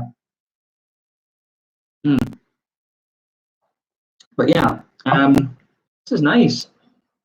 It does get a little bit heavier. You can feel this. I mean, I've had this beer. I've been sitting blabbering shite to you for an hour and 20 minutes, and this beer is starting to warm up. You know, still in fairly good condition, actually. It's still quite nice. But yeah, I mean, it's. I might wrap up the live stream in a little bit, actually. But yeah, no, it's been nice to do this as something a wee bit different. I kind of thought when I had 28 beers from this, from the Systembolaget thing, this month. I thought it'd be quite nice to do this. You know, I do have a special box coming in, which should arrive in the next day or two. And I will do another wee live stream for that. So yeah, you will see a few live streams coming up. It's quite fun actually. It's quite nice to having you guys commenting and being able to answer your questions. I don't know why. I just never really tried this before. I've probably just been focusing on other stuff. I just thought I'd try it for a laugh basically. So I had all these beers to show you and talk about. But yeah, we need to do this more often. So you will see one maybe in, I don't know, it depends when this special box arrives actually. I'm not telling you what's in it yet because it is going to be nice. But yeah, we'll see about doing a kind of special thing. But yeah, Panzer Carlson, have you ever been brewing yourself? Yeah, no, I've done some home brewing. Matthias, my landlord, and this is his beer. The first year that he started, I brewed quite a few with him. But this year, it's just been a bit of a hectic year, to be honest. You know, I gave up teaching in the school because they were paying us, the company that I was working for, the free school, they were paying us shit salaries. Really, it's a shame. It's really, really good school, nice teachers and awesome kids, but paying us crap salaries. But when I was working at the school, I was brewing a little bit with Matthias. The year before that, when I was still a student, that was 2 years before that, yeah. Taught for a couple of years. So you know, when I was still a student, I was brewing quite heavily with Matthias, and that was fun. Ex-teacher, used to be a teacher, chemistry, physics, maths, and for some reason, apparently, I'm qualified to teach biology too, even though I have no idea. Yeah, what subject? Which class? Which subject? Riku, who's commenting as well. Riku's a teacher. Must be something about this profession, you know. It drives you to the booze, drives you a little bit to the booze. But yeah, no, I'm into programming these days, software development, and you know, I do a little bit of English teaching on the side as well with a Japanese Taiwanese company. I do enjoy the teaching. I do a few hours of the English teaching a week just to kind of, you know, keep up the skill actually. But yeah, no, it's nice actually. I do quite enjoy the I still quite enjoy the teaching. That is the thing I really miss about it. You know, I do miss the kids. I had a really good bunch of kids. I taught up in Landskrona, and I really do miss the kids up there. I used to troll the shit out of those kids, but they were brilliant. They were really good fun. Telling them they were getting negative behaviour notices for singing Jingle Bells in October and stuff. You know, you can always have good fun with the kids actually. No worries, Craig. Always happy to give you a shout out. You need to get yourself down to Madeira and do more of those reviews. And Norwegian science and music. Ah, right, okay. Norwegian. I found it weird with Norwegian. My Swedish is, you know, skitig. Så jag vet inte, kan man förstå norska ganska bra? När jag besökte Norge sista år, jag kunde förstå många norsk människor, men ja, det låter liksom det är en dialektuell skillnaden bara. Så ja, jag vet inte. Ja, kanske jag måste skapa några recensioner på svenska på kanalen. Vi får se. Yeah. So as you can see, I can speak fairly well, but yeah, the grammar is not perfect. Swedish word order is really you know, Swedish word order is really strange. But you know, it's not overly different from Gaelic, but I really found in Norway I could actually understand the Norwegians. But when you go to Denmark, it's like you can read, but when you try and listen to them, it's like you know, it's so throaty. It's very difficult to it's really difficult to kind of understand. No, Verdi Bra. Oh yeah, cool. Thanks. Yeah, no, I noticed that with Norwegian. It's funny between Danish, Swedish, and Norwegian. They're really very similar. I think Danish has got a few more words that are German. Like for example, you know, they say Lufthaven, and in German it's Lufthaven. You know, it's the same thing. So Danish does have a few more words that are kind of distinctively more German. Otherwise, it's really a spelling difference. I mean, between Swedish and and Danish. It's like the D's are swapped for T's. There's a few others that aren't coming to me just now. And I remember being in Norway and thinking that a lot of the SKs and the SYKs, it was swapped with SJ. There was a few different things. There was a few, you could really tell. It's very easy to read Norwegian and Danish. If you learn one of oh, check myself there. If you learn one of the Nordic languages, it's very easy to read the other one. And I don't know, Swedish is maybe, it's probably Swedish or Norwegian that's the best one to learn, because Norwegian is probably a bit closer to Danish because of the political ties that these countries have had. But then and Swedish is a little bit different. But being here in Skåne, the dialect of Swedish that we have is closer to Danish. So I don't know. But yeah, reviewing Swedish macro beers. Reviewing Swedish macro beer in Swedish could be fun. I think there's only one word you need to know for that, and that's bläsk, is it not? So yeah, bläsk. Learned that from Nerke Kulturbryggeri. But yeah, no, that could be fun. I would actually. The thing is, the channel's had like an awesome support from Swedish people over the last like 5 years or something. It's been crazy. I'd love to do.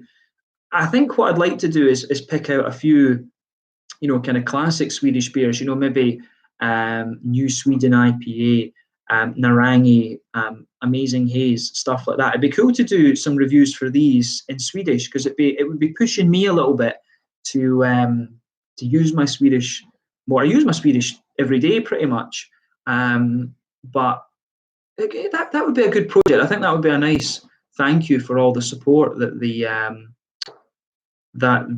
channel's had from Sweden over the last few years. It's crazy, and I never understand that.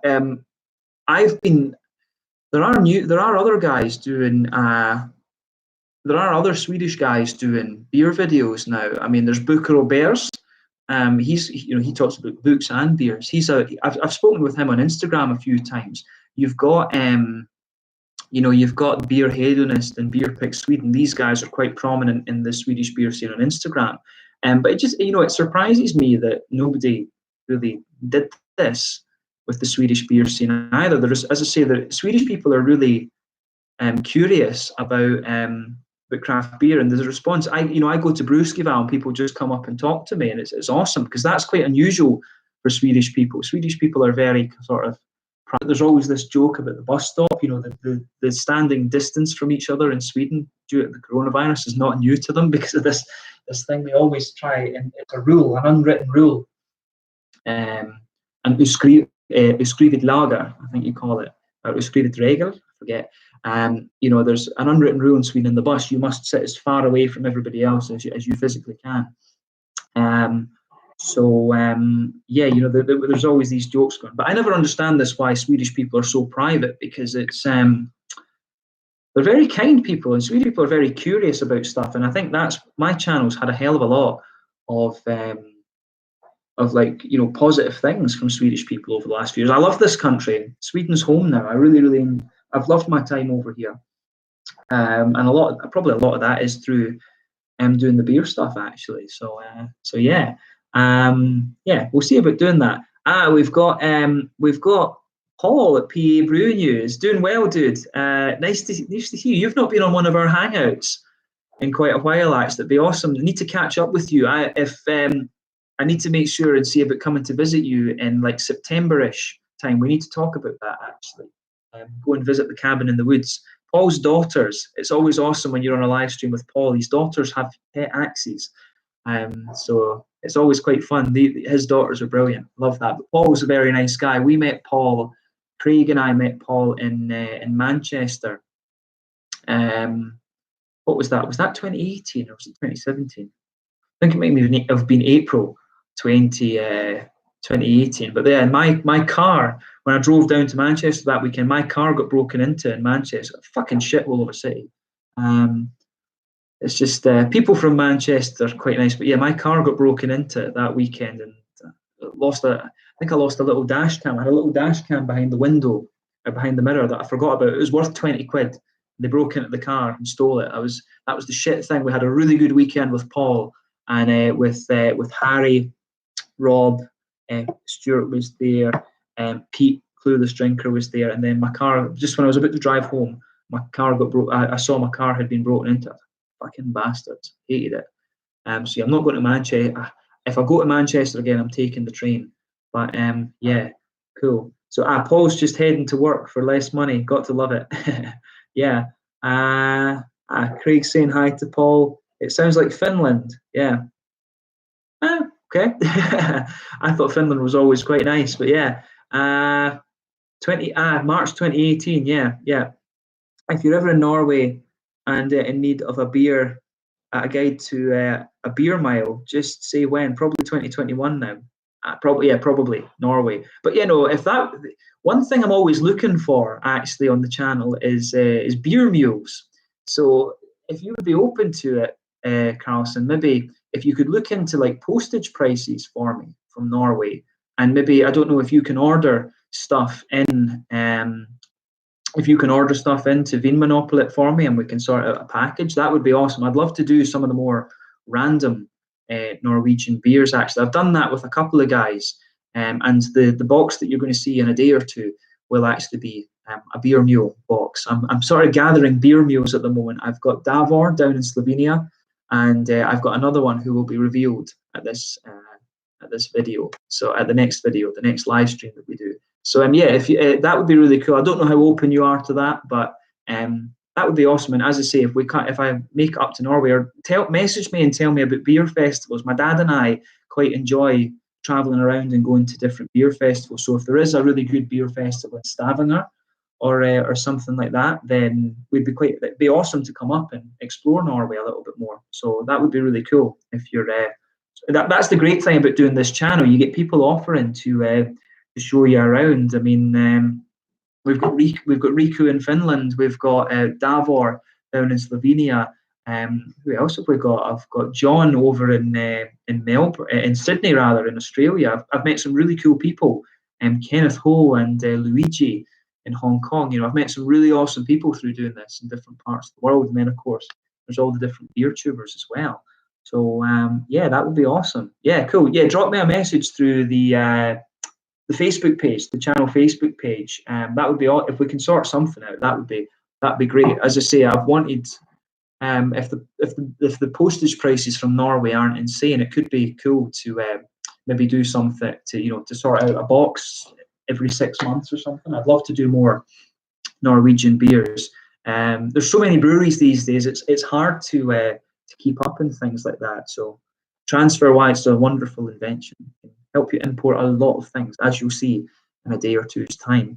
So yeah, cool. Paul is saying beer mules. Yeah, beer mills that's my English teacher thing coming out. Yeah. But yeah, always good times. I had a proper beer. I haven't had a proper beer from Norway in so long. I miss Norwegian beer. Yeah, this is an interesting thing. What was the first Norwegian beer that I tried? What was it?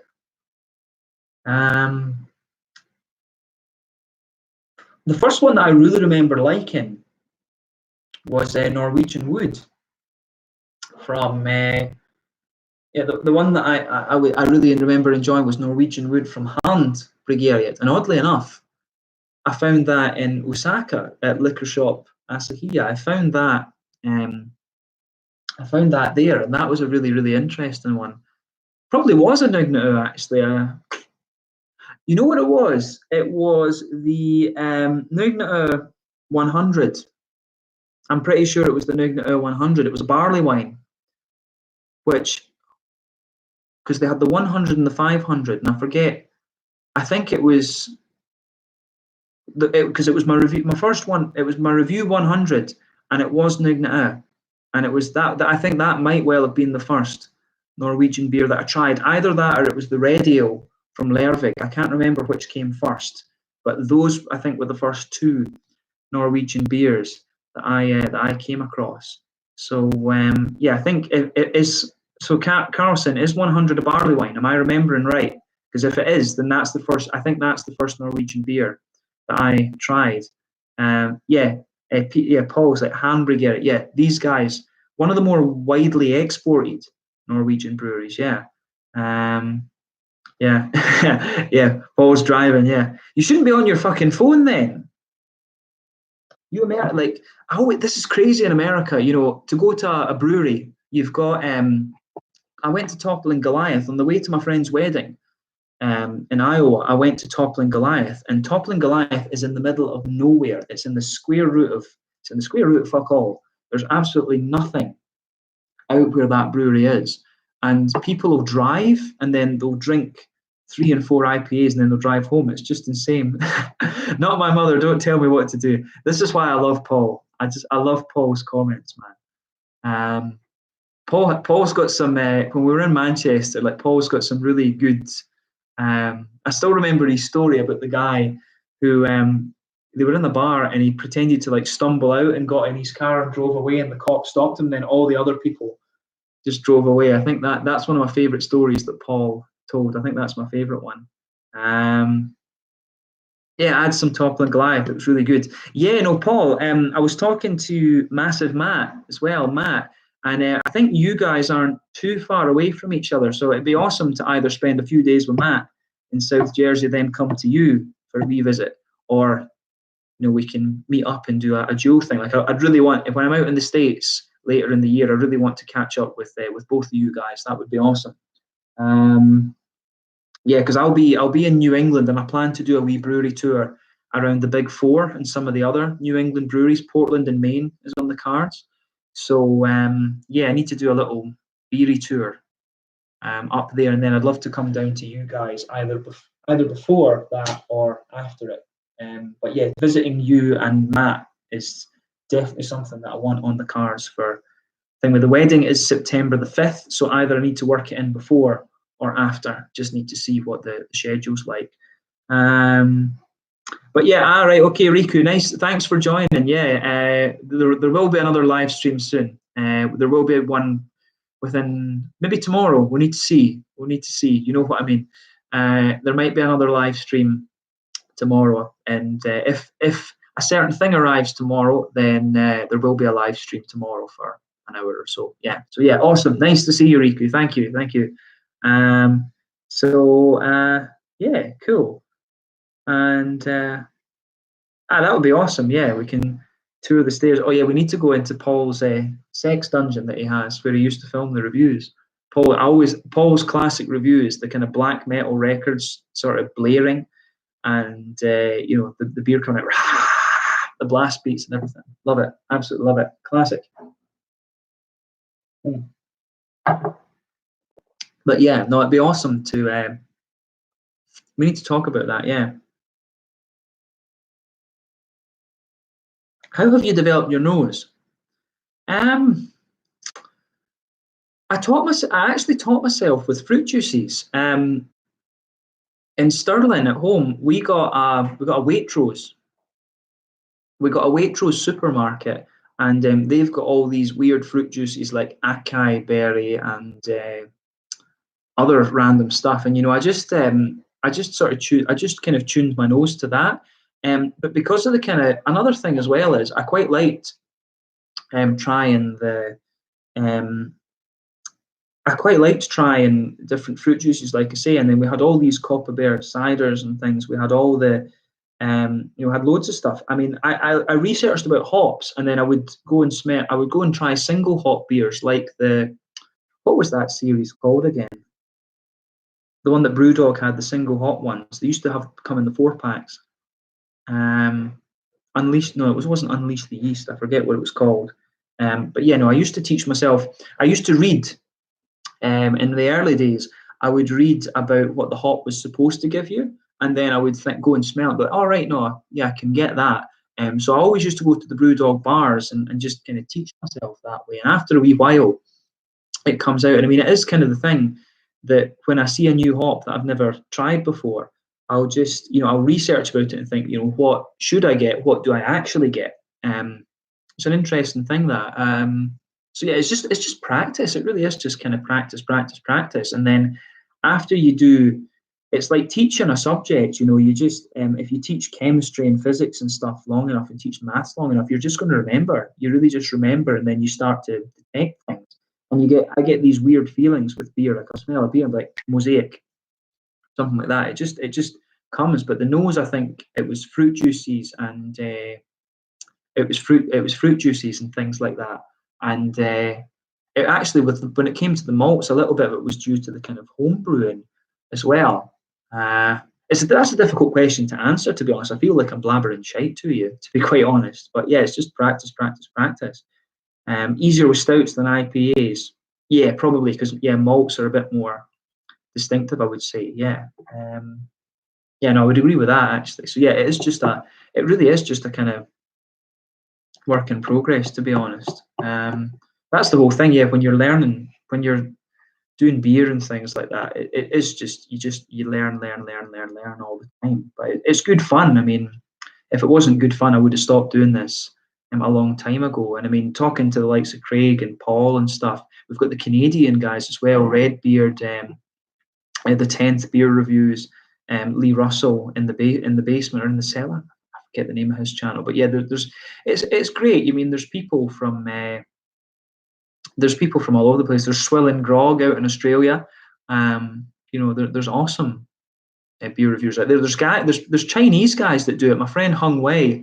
I need to get Hung Wei on the channel at some point. This guy is brilliant. But my friend from Beijing, Hung Wei, lives in Malmö, and he was showing me that on Yumi, on the Chinese format, there are a couple of guys that do beer reviews on there. So that could be an interesting thing to try and hook up with some of them in Beijing. I need to try and get to mainland China, but obviously now is not a good time. But yeah, there's this whole. How did I get onto that again? This is the problem with me. My head is absolutely full of rubbish. You probably see that through the videos and stuff. My head is full of absolute rubbish. And it just turns into, my videos really are just a kind of ramble of the thoughts, really, and talking about the different beers. It's actually time, I think, I'll have a wee refill. I need to decide, do I want a black IPA or do I want another Pils? Because I think I need to film one beer review before I go to bed. So I'll probably go for the Pils again because it's an IPA that I want to do. But let's have a refill of that, of the Imperial Pils. Yeah. 1 second, guys.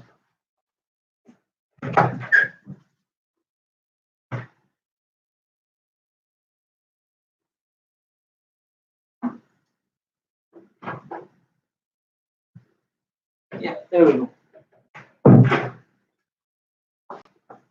Okay, yeah, let's go for it. So,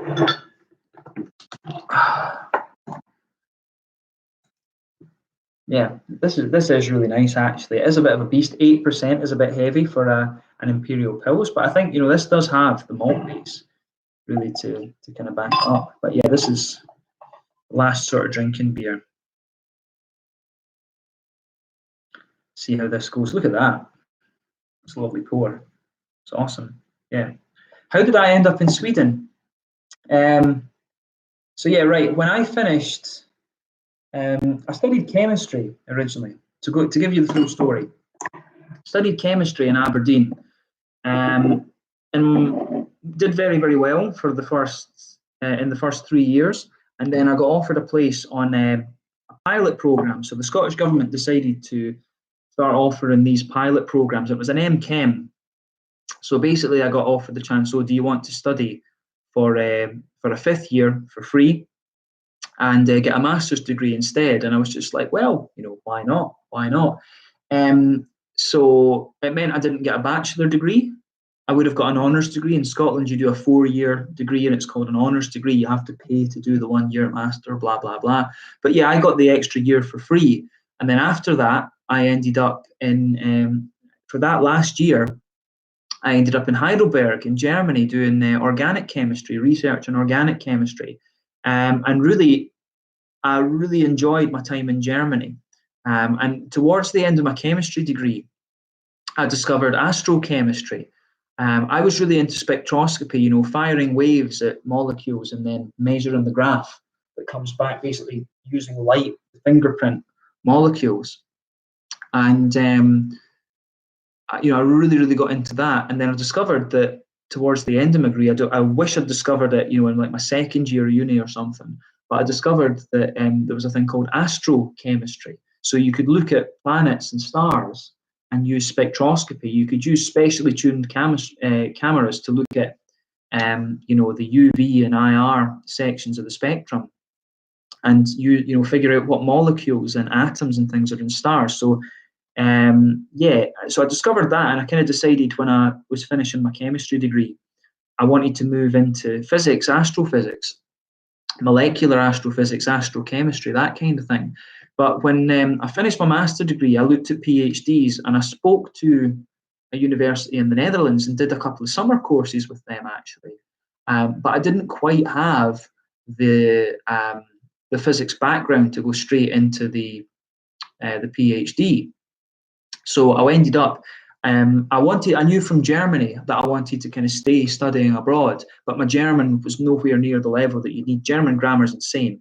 I would have quite happily gone back to Heidelberg or to somewhere else, like Freiburg or Rostock or something like that in Germany. But the basic physics classes that I needed were all taught in German. You had to be at master's level to get the stuff in English.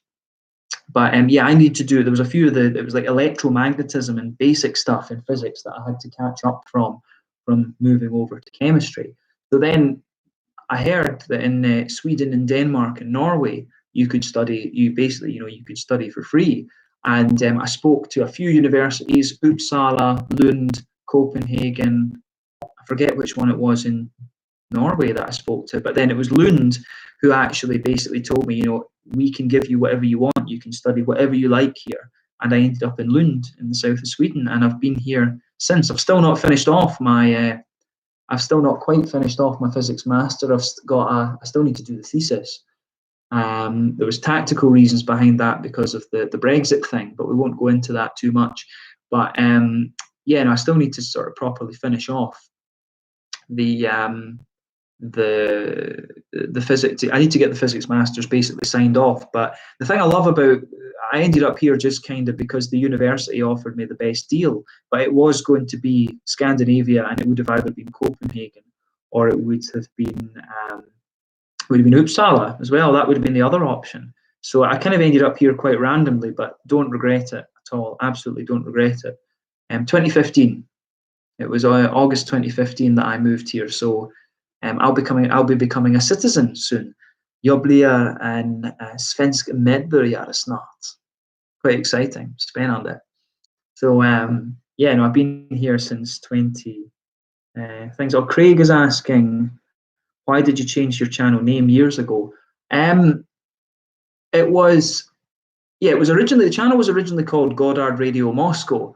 That came when I was 16, 17. I went to NASA camp in Huntsville in Alabama in the center. Oddly enough, the camp was called, it was the place that this field was, it was the Marshall Space Center, my surname, my family name. And I applied for a scholarship to this NASA camp, and I got given one, which I was surprised about. I just applied for it thinking, oh, this would be cool. And they actually gave me it. What? I ended up at NASA camp out in the States in Alabama on the pilot track. I got to fly space shuttle simulators and that. It was awesome. The whole thing, Goddard Radio Moscow, the team that I was in, the group that I was in at this NASA camp was called Team Goddard. And Goddard, if I remember rightly, was one of the engineers, the rocket engineers that worked at this place. And then so one of my friends in the group, Shane, we got into one of the comms rooms and we got onto the tannoy of this thing, and because it was an American program, they kept teaching us about the space race between the Russians and the Americans. So this whole Goddard Radio Moscow thing, that came from, we got on the tannoy and we used to make fun of, in a Soviet space program, we always have problem with rocket. It'd fall over and go bang, because the Russians had these, they couldn't get the Saturn V rocket, and it had these rockets that were massive, but they had like 17 small engines, so they were just too heavy to lift off the ground, and pretty much every one they launched, it just fell over and just blew up in Kazakhstan. So we always made fun. There was always that thing that in Radio Moscow is Soviet rocket go boom, fall over, go boom. So we did that. So we got on the tannoy and made this Goddard Radio Moscow thing, and everyone thought it was funny. So the original channel name actually came from this Team Goddard and the Radio Moscow skit that Shane and I did at that time. Oddly enough, with Shane though, Shane actually a few years later, he shot and killed somebody in Mansfield near Austin in Texas. So this guy is actually in jail now for I think it's he's going to get out when he's about 50. He got jailed for about 30 years for shooting a guy over a bag of weed. That's always one of the weird things that comes out of that. Side story, but yeah, true story that the guy that I made the Radio Moscow thing with got done for shooting and killing somebody over a bag of weed in Texas. It's odd how some people's lives go to NASA camp and then you end up in jail for 30 years in America. Yeah, but yeah, so that was where the original name of the channel came from. And I used to get loads of Americans and just random people saying, "Oh, it's really cool to find a Scottish beer reviewer," because at that time there was Danny McFadden. I don't know how big his channel was at the time, but I think he was reviewing mainly Scottish beers. So I think his channel wasn't quite as well known outside of Scotland as mine. And I used to get people commenting it was really cool to find a Scottish beer reviewer. And I just kind of thought, Goddard Radio Moscow is not really, it doesn't really mean anything with beer. And I always liked the Lion Rampant as a symbol. I always thought the Lion Rampant was a very cool symbol, Robert the Bruce, the old King of Scots. And I thought, that Rampant Lion Reviews just had a wee bit of a ring to it. And originally I wanted to do metal album reviews and beer, but it just, the metal just never, I've done one or two. I think the videos are still up. It was Brave New World by Iron Maiden and then Timo Tolkki's Avalon. The two albums I reviewed. Those videos are still there if you go in the homepage and search for them. But I just never really did the metal album review thing, because I always Cover Killer Nation was one of my favourite YouTube channels, and I loved his videos. I think it's a shame he stopped. I was quite sad about that. But I kind of did that. He kind of inspired me to do that, and then the beer thing. I actually thought I had a novel idea when it came to the beer reviews, but then when I started it, I think it was Rob from Hop Scene was the first one to make contact with me, and then I found out there's this whole community of people that were doing it already. So the Rampant Lion Reviews thing came about just because I got a load of people saying, "Oh, it's good to find a Scottish beer reviewer," and I thought Rampant Lion Reviews has a bit of a ring to it. RLR, why not? So yeah. So that's a roundabout way to answer your question, Craig. Yeah. One beer or style of beer for the rest of your life? That's not a very fair question. Right. Oh shit! I hate shit like this where you can only choose once. This is why I probably have some kind of autism or something daft like that. I probably do. I find it very difficult to decide on one certain thing. I think I'm a bit of a kind of people have told me I'm a polymath. There's no random shit. Obviously the obvious choice for me would be to have a Rauch beer. If it was one beer, it would probably be the Eiche Doppelbock or the Urbock from Schlenkerla. If it was one beer, it would probably have to be one of those two. But then again, Amarbach 1000, couldn't really go wrong with that. If it was one style of beer. If it was one style of beer, probably I think I'd be most. It would either have to be a nice Munich Helles or maybe a West Coast IPA in the sort of vein of Sierra Nevada or something. Yes, you hooligan. Oh dear, yeah. That dude. Yeah. Oh Jesus. Yeah, we'll see. There's a lot of material there for a potential follow-up, and I've had a lot of messages about doing a follow-up to this. We'll see what the people want. I'm a social democrat, of course. I like to listen. But don't even know how. I'm a centrist, more of a centrist in things. So we'll see what the people want. I like pragmatism. We need to see. Yeah. Yeah, we'll see about that. Yeah. So yeah, I guess Panzer either. That's a difficult choice between the three.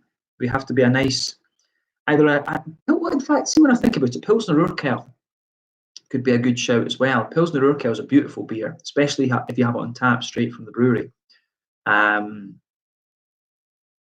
So that's a very unfair question, that, in a way.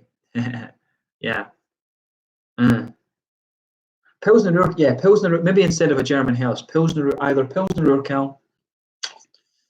I don't know about could it be Amlar Batch 1000, or maybe the old school hardcore IPA from Brewdog. If you could have the original one, that could be interesting. I don't know if the Mr. President that's still in Tesco is similar to any degree, or what. I don't know if that's similar to any degree, but that's a really good beer. I really, really like that one. Yeah, I like that. Yeah, Mr. President. Yes. That's a difficult question to answer. It really is. Yeah. What about you guys? What would your last, if you could only have one beer for the rest of your life, what would it be? Simo. Oh yeah, Pilsner Urquell was lovely. Had it loads when I was on holiday in Prague. Yeah, no, it's one of these classic beers. The thing I really like is that the thing is, if you're going to get one of these kind of classic breweries taken over by a macro, you want it to be Japanese. And I forget, is it Kirin or Asahi or Sapporo? I forget which one of the big Japanese companies took over Pilsner Urquell. But the thing is, if the Japanese take over something like that, they leave it alone. They just let them. They say keep doing the same thing, and it really, the only changes would be part to the business, the way the business is structured. So I think the Japanese are a lot better in that way than the American and the European conglomerates when they take stuff over. Is they just they just leave it alone. So Pilsner Urquell, I don't think it's changed. It is a bit of a shame, of course, that it's not Czech owned anymore, or state owned. I would wonder. I mean, surely that when they're selling they're looking at selling this off. Surely for the Czech government, Pilsner Urquell made them a hell of a lot of money. You just think, why would you want to sell an asset like that off? It must, it's just ideological. I mean, it would be like, surely if the German government, the Bundestag, if they were to sell off the Weinstefan, it'd be stupid, because that obviously makes them a lot of money. Weltenberg as well. There's a lot. I mean, what's the name of the brewery? Is it Rothaus Tannenzapfel in Baden-Württemberg? Those beers as well. They make the Badische Landtag a lot of money. So it's weird that. It's another tangent again. Exactly, Panzer. That's the problem. You don't want to drink the best beers all the time, because then it does get boring. But I think, in fairness, the beers that I'm reviewing for you on the channel, the standard is really good. The Scandinavian, I remember having a question years ago that what is the best, what's better, the Scottish beers or the Swedish beers? And when I came over to Sweden, that was an easy shot. It was the Swedish beers. Swedish beers were a lot better than the Scottish beers. And I think, in fairness, there are more very good Scottish breweries these days. But I think when it comes to general standard across the board, I still think the Nordic countries are ahead of Scotland in terms of the quality of beer that's there. When you think about the number of breweries, yes, Sweden is roughly about twice the size. Scotland's 5.3 million. Sweden's what, 10.4? 10.4 Sweden is these days. I do think the standard of beer in Sweden is better. So that's an interesting point. Craig, it depends on the climate where you were living for the beer for the rest of your life. Yeah, if you're in Madeira, you want a Helles. But if you're in London, what would you have? Would you be an Imperial Stout, or would you be more of an IPA type thing? I mean, we know Paul, PA Brewing, Paul's insanely into Imperial Stouts and things, actually. So, yeah. My 3-5 rating, 5-star ratings out of 3,500. Times 8, Lervig Stillwater, the Vestleten 12, and the Bax 1000. But all time, Hoppy Pale Ale or a low ABV IPA, or a Pilsner Urquell, go for it. I think, probably a nice kind of Pilsner Urquell. If you got the unfiltered version, maybe, or straight off the tap, you can't really go wrong with Pilsner Urquell. It's a really, really good beer, that. I'm trying to think if there's anything German that would sort of match it in that regard. Obviously, Germany's got a hell of a lot of good beers, but then you've got in Munich, you've got such a choice. You've got Paulaner, you've got Hofbräu, Augustiner, of course. You've got the Augustiner Lager beer. That is a bit of a classic. I know that Peter and I, and Peter, the Clueless Drinker, we're both big fans of these German lager beers, and you can't really go wrong with that, actually. So, yeah, that's a good point about those things. Yeah.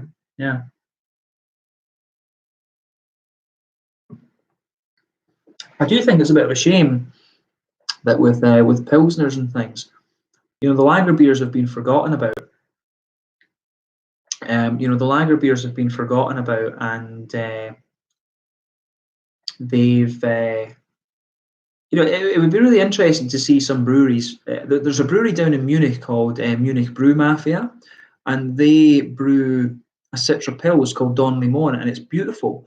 I'd love to see some breweries having a go at Pilsners and Helles beers with Enigma and Nelson Sauvin. If you started brewing Pilsners with these hops, obviously you have to put a little bit, it's probably dry hopping. You're probably going to have to dry hop a lot of these to get the flavors and things, rather than putting them in early on. But that could be a really interesting experiment, is trying some of these different New World hops in Pilsner beers. A really interesting, a really interesting thing to do. Fond of Spaten on a toasty day, yeah. That was one of the things when I reviewed Spaten a few weeks ago now, a month or so ago. I'd never actually had it. I don't know why I'd never had that beer. But yeah, it was that was quite an interesting one. I really don't know why I hadn't got around to that beer.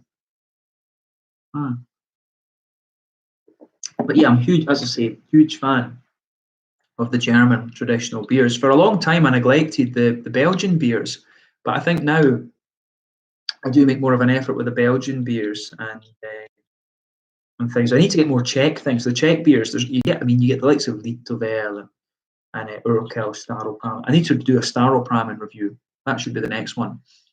I need to do a review of the proper Staropramen on the channel.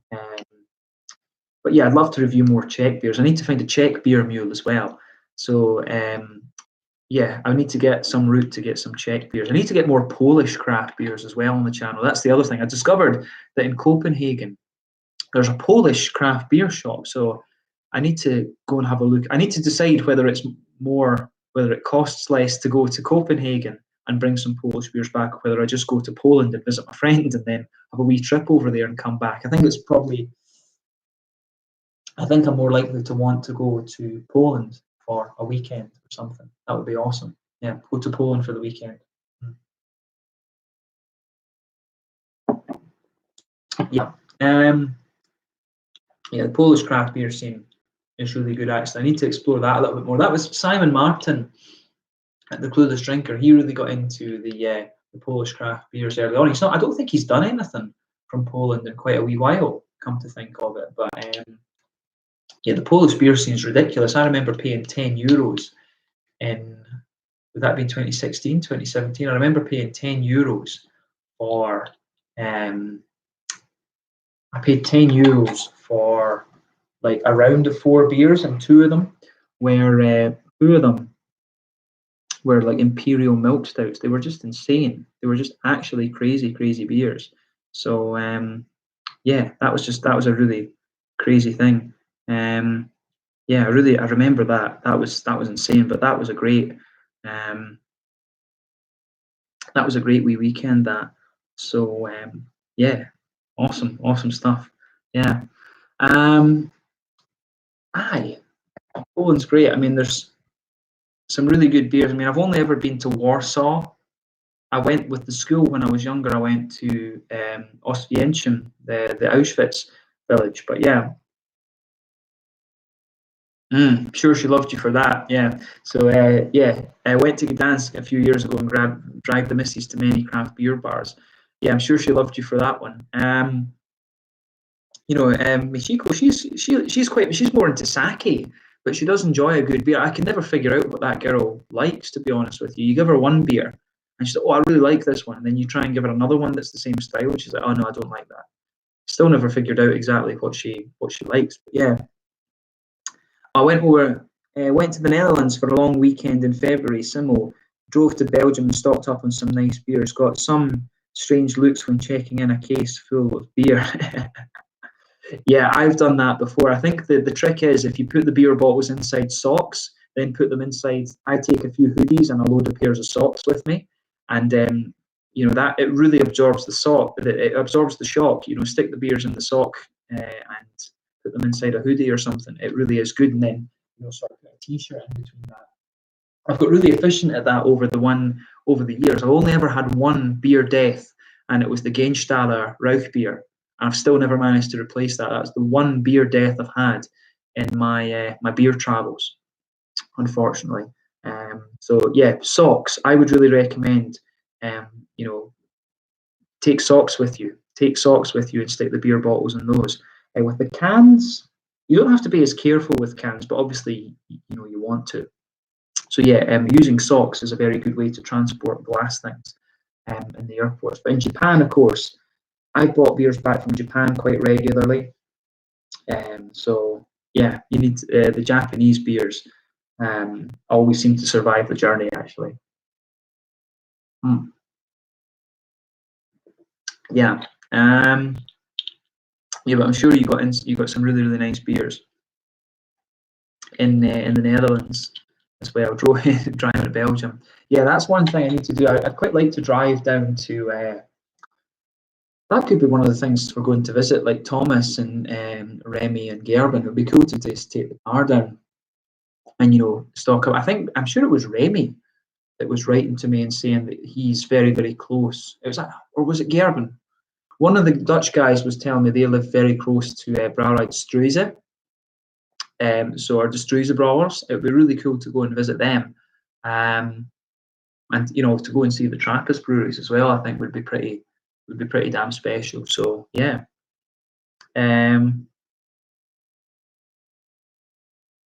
Right, okay, yeah. Back ciao just now, Panzer. I think yes, I'm going to head to bed in a little bit as well. I was intending to end it at 11:30 or 12. So I'll probably will wrap it up around 1:15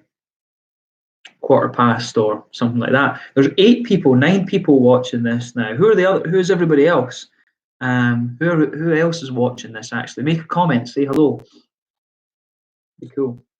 Because we've had Simo, we've had Panzer, we had Riku earlier, we've had Craig. I don't know who else is actually watching. So say hello. Let's see who it is.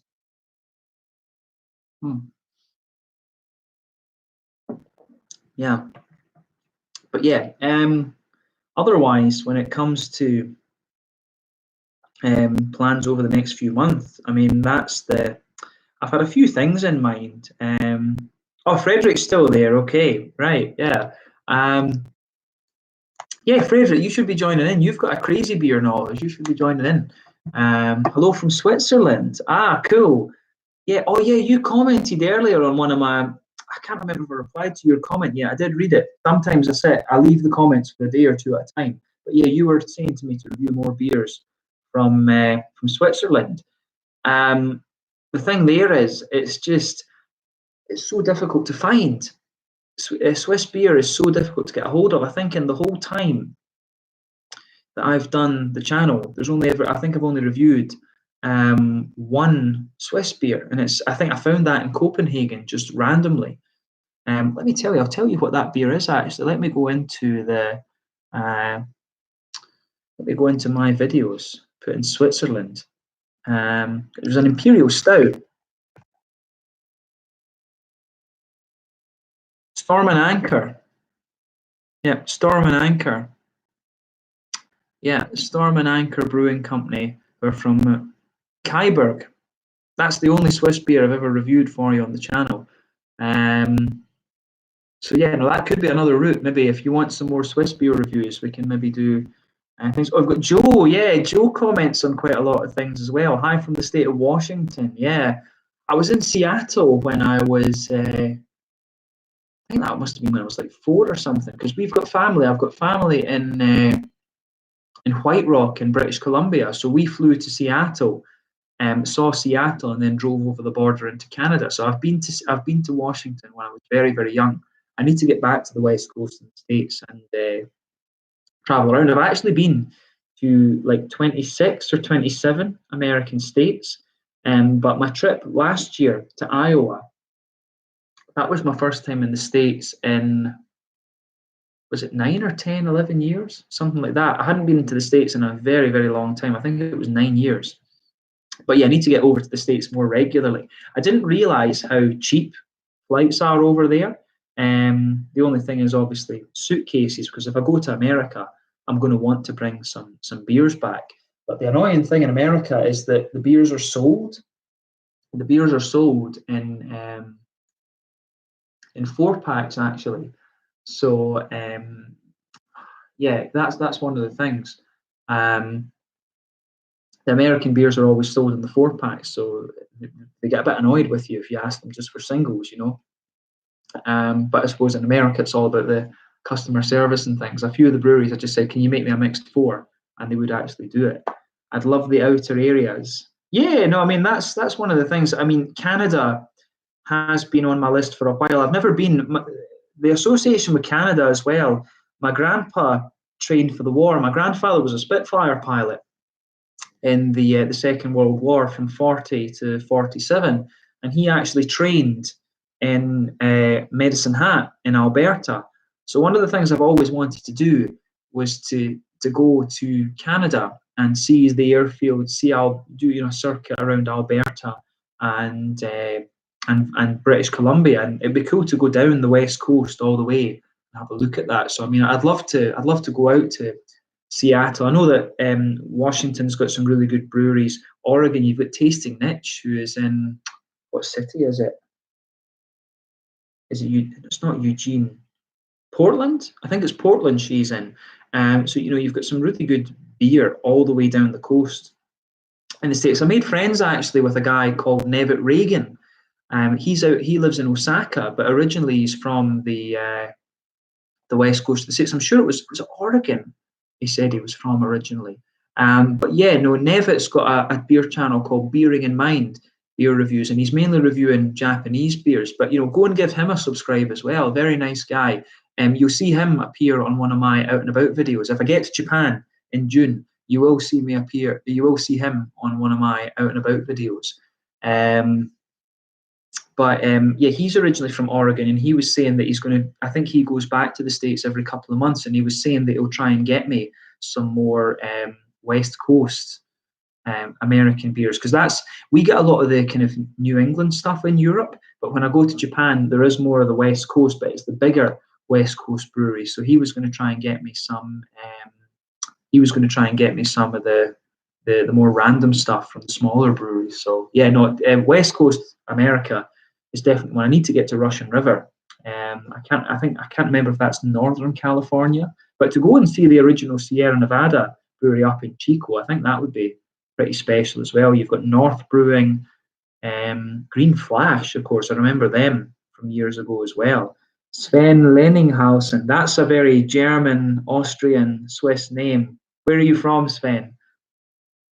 Yeah, say hello. But yeah, no, West Coast America is definitely somewhere I definitely like to go. But yeah, Joe's been watching the channel for a good while actually. Joe comments on quite a lot of the videos, so it's cool to see that they're watching the live stream thing as well.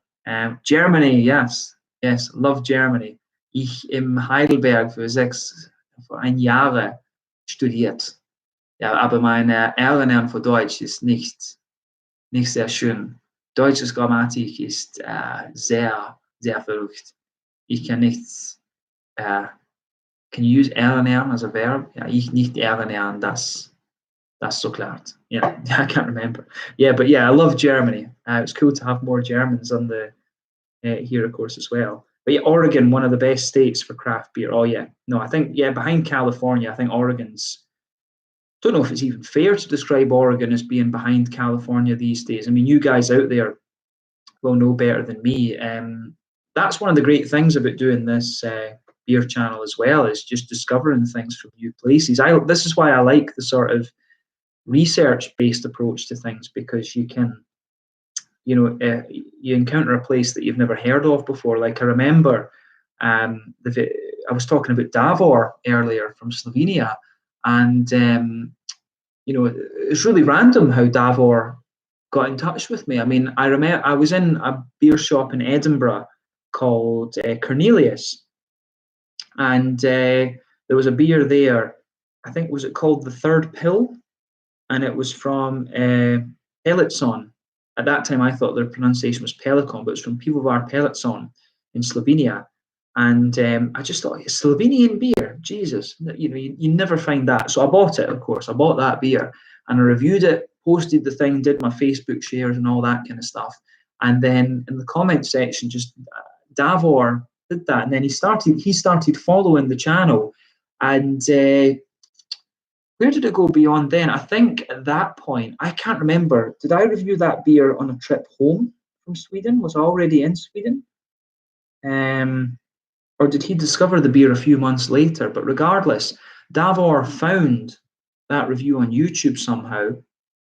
And I met Davor in Munich with my cousin Ryan. And he brought me more Slovenian beers. He brought me 2. And then he sent me a box. He sent me the first box, and he bought all the beers for me. I sent him the money for the postage, which was, I think I only paid him like 30 euros or something. And he sent me, that must have been 10 beers or something crazy. Then we organised another one, and I think I sent him like 40-ish, 50 euros for that, which was good. And I need to get on to Davor and get him to sort me out another Slovenian beer box. It's been too long. But yeah, it's, how did I even get on to talking about Davor again? But yeah, that's one of the things, is you meet, doing this YouTube stuff, you meet people from all over the place. And Davor, meeting Davor, he's a very nice guy. I need to get down to Slovenia as well, but that's one of the great things about doing this. You meet people from really random places that you might never have gone before. Actually, my other flatmate in my first year of Aberdeen, Jernej, is from Ljubljana as well, Ljubljana. So I'll probably, when I do get down to Slovenia, I do need to go and meet him as well. That's definitely a trip that's on the card. Fort George Brewery, I've never heard of them, Joe. Never heard of that brewery. Never even seen them in Copenhagen. If you're going to find them anywhere, that's where you're going to find Fort George Brewery. That would be over there. But yeah, I've never heard of Fort George Brewery, come to think of it. But always open to trying new beers from the breweries as well. It's always great. Yeah. What we doing? Playing with my computer. Sorry. But yeah, no, Fort George Brewery. Never heard of these guys. Yeah. I think in terms of the live stream games, I think we'll maybe wrap it up at 2 hours 30. So that'll be, just at past. We'll do it at that. Because I've got a little bit of, I need to put these beers in the fridge that I've still got. They've been sitting there for the whole 2.5 hours. I thought I'd be able to do this live stream for an hour or something, but people seem to quite enjoy it. So yeah. But yeah, we'll wrap it up in a few minutes actually. I was supposed to be in Sweden next week, but it's not going to happen. Yeah, right. Well, Simo, I don't know where you're planning to go in Sweden, but if you are planning to be in the south, I'm very, very close to Malmö. So if you are down that way, we can meet up for a beer. That's no problem. Drop me a message through the Facebook page, but obviously if it's not happening, whatever, but open offer, obviously. But yeah, in terms of what's going on here in Sweden, there's no lockdown. There's nothing. There is basically nothing. And there's basically nothing over here. They've not locked us down. They've not done anything. The government's receiving quite a bit of flack for that, to be honest with you, and quite rightly so. I think it's literally the only crowded place I've been in. The only crowded place I've been in Sweden has been Systembolaget. and I went there this afternoon. I need to go because I've got that beer box coming. I probably will need to go to one of the Icas close by tomorrow or Friday. But yeah, no, there's Sweden's not on lockdown at all, and I think that's pretty stupid, to be honest with you. But I think the reason you won't get out here is because the flights have been cancelled, essentially. Yeah. Mm. Karlstad. Oh, that's way up north. That's right on the. Karlstad is on. Which lake is that? I forget if it's Vättern or Vänern. I forget which lake it's on, but I know Karls. I think it might be Vänern that's on. But yeah, you're away up kind of northeastish of Gothenburg, right? No, yeah, I wouldn't have been able to meet you. But yeah, as I say, open offer if you do happen to have a few days before, if you go out there for work or whatever, fly to Copenhagen and take the train up. It's only about 500, not even that, it's about 300 kroners to get up to Gothenburg on a ticket. So that's worth looking at, definitely. But I would recommend, yeah, come to Copenhagen. I can meet you in Malmö, show you around a little bit, or come to Copenhagen, and we can do that sometime. I'm always open to stuff like that. Yeah. So Joe is saying they're one of the big kits on the block. Let me see what I can put together for you. Yeah, yeah, Joe, that would be awesome if you. Always happy to accept some beer boxes and things like that. It's always good. I know. I mean, I would be open to having some beer mules in the States, but I think that the postage from America is ridiculous, and because it's not the European Union, of course, you've got tariffs on top of that. Pardon me. So that's the unfortunate thing with the American beers. Actually, it's just the postage, and then you've got an import tariff potentially on top of that. But yeah, no, if maybe that could be one thing. If I'm heading out to the States in September, maybe you can send some to Paul or whatever, and Paul and I could split the cost of it. I don't know, suggesting stuff. But I was supposed to be going to Karlstad. That's the comment that I read earlier. But yeah, no, Sweden is pretty much normal. I can feel the booze on this beer. This is going to my head actually. A little bit of that. Maybe getting like Seaside Mark a little bit. We'll see them. Harry and Peter, the English guys, are getting really into like Seaside Mark, and there's other channels that these guys like to watch. So we've got a group chat on Facebook, and some of the stuff that they're watching, you're just like, it's horrific. It really is. But it's good fun. It is funny. It's just the comedy value of it is a little bit questionable, should we say? But yeah, no, make sure, just a few shout outs then. Make sure you check out a few reviews. I gave Craig a shout out earlier, Kent Beer Reviews. You've got Harry, Blue Nose Beer Reviews. We've got the Clueless Drinker, Peter the Clueless Drinker. We also have we've got Robert Hopsey.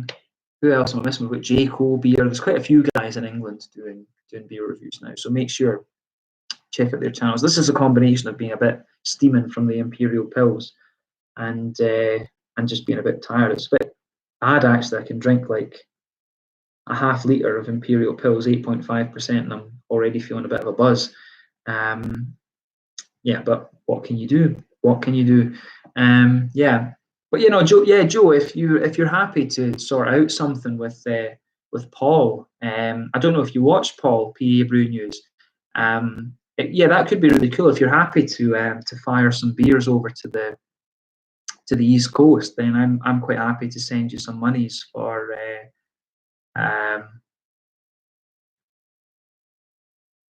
It was quite.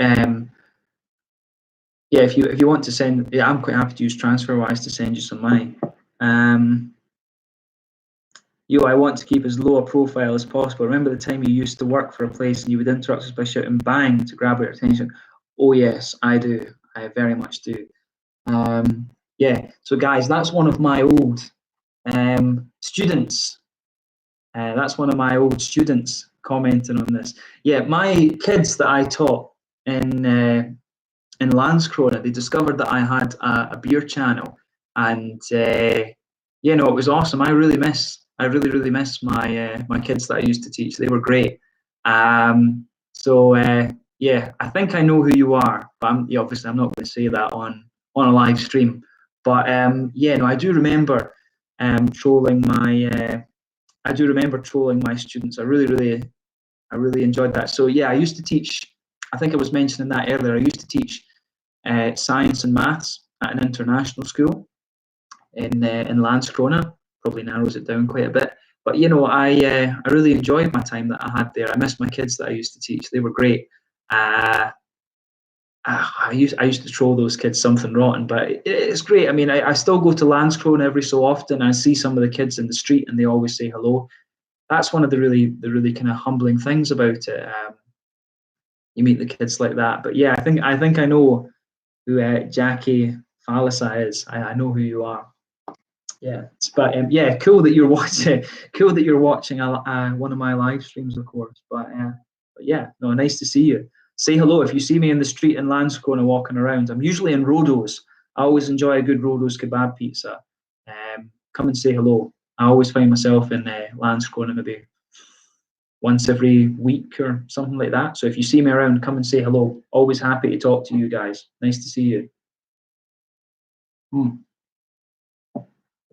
I don't know. Yeah, we'll sort something out. We'll figure it out. Always cool with that. But yeah, that's just quite funny. My old students finding my YouTube live beer. I remember that. I can't. I don't even know. I don't even know how my students found out that I had a YouTube channel. But one of them did, and then of course, as the things happen with the school, the kids are always very curious about what their teachers do, and this just spread like absolute wildfire. Oh, yeah, Mr. Marshall has a YouTube channel, and they just the subscribers. It was quite funny. The subscribers to the channel jumped by about 150 in the space of about a week. It was just mental. But of course, they're not doing what the English kids and the Scottish kids and stuff that I taught before would do. The Swedish kids, oh, we'll support you. We'll help you get your subscribers up. No, completely different approach. But but yeah, no. One of the thing that Jackie is talking about there is that I used to let the kids be absolutely silent, and then just when it was their break time, just go bang. Used to scream at the top of my lungs. They would jump out of their chairs, fall out of their chairs, and everything, and they'd be just like what va va va va va, and then they would be out and the break time.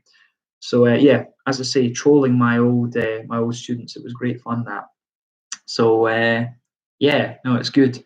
I like it. I like the yo as well. They're learning the American English. I see. Awesome. So yeah, but guys, it's almost time to kind of wrap this up. Minute and a half or so to go. But yeah, it's been awesome to do this live stream for you. I honestly didn't think it would last quite this long. But if you guys have enjoyed this, we can do it a little bit more regularly, like I don't know, once a fortnight or something like that. But I really just did this one because I had a really good beer release from the from Systembolaget and the local in Småskaligt. I thought it'd be quite cool to show you these ones and things like that. Right, okay. Well, I wanted to tell you that many started talking about you again. I think it's because our new science teacher, many of our classmates that you used to work with, weren't happy about our teacher. Right, okay. Yeah. That's difficult. So yeah, I miss you guys at the school. I really do. Um, it's a bit difficult to speak about the thing that what do we say? Let me just say, with the school, the company did not pay us very well. Okay, the company for the school did not pay us very well. That was nothing to do with the principals or anything. That was the company in Stockholm did not pay us very well. And you guys know I had a baby and things like that. And that it's a very very frustrating thing, that. But yeah, when it comes to you guys, the students, I really miss you guys. You guys were awesome, best kids I taught. No, I had a really great time teaching you guys, honestly. So yeah, so there were rumors that you were going to visit. Yes, that's true, but coronavirus stopped that, unfortunately. So yes, I wanted to visit you at the end of March, but things happened in coronavirus and stuff. So that will happen, hopefully, but might be, yeah, coronavirus stopped that. But yeah, and I will say to you that I wanted to stay, but let's just say they did not pay us very well for our job. I was only earning about half, maybe about half, 60% of what I should have been as a teacher. And I found that out from a friend who is a principal in another school. And that's not the principals in the school, that's the company in Stockholm that do that. So yeah, let's just say that. But yeah, no, in terms of you guys, the students, I miss you guys. I wanted to stay for a few years and make sure, oh sorry, if not make sure, see you guys through until you graduated from the school, and then probably that would have been me stopping teaching after that. But yeah, no, that it's quite sad. It is quite sad. I will visit you. It's this virus. I will visit you whenever sort of things get to normal a bit. Hopefully that will be before June when you guys finish. Hopefully I can visit you before you go off on your summer holidays. I can't remember the dates of the term now, but yeah, I will visit you guys at some point. Hopefully before end of May, end of June. I really forget the term dates now. I think you guys finished at the 20th of June, if I remember rightly. But yeah. But that's awesome. Yeah, you guys. I'm glad I had you as my teacher. Yeah, no, it was great. I really enjoyed teaching you guys, and yeah. I promise we're going to be crazy about you visiting. Yeah, no, I will visit you. We just, as I say, I wanted to do it in March. I think it was the 25th of March was actually when I was going to come in, but it was just virus and things. There was that virus at that time. There was a reason that I couldn't come on that date, but yeah, I do want to visit you guys before June. Is it June that you finish? I think it is June that you finish for the summer, but we will see about doing a wee visit before. We'll see about doing a visit to the school before June. So yeah.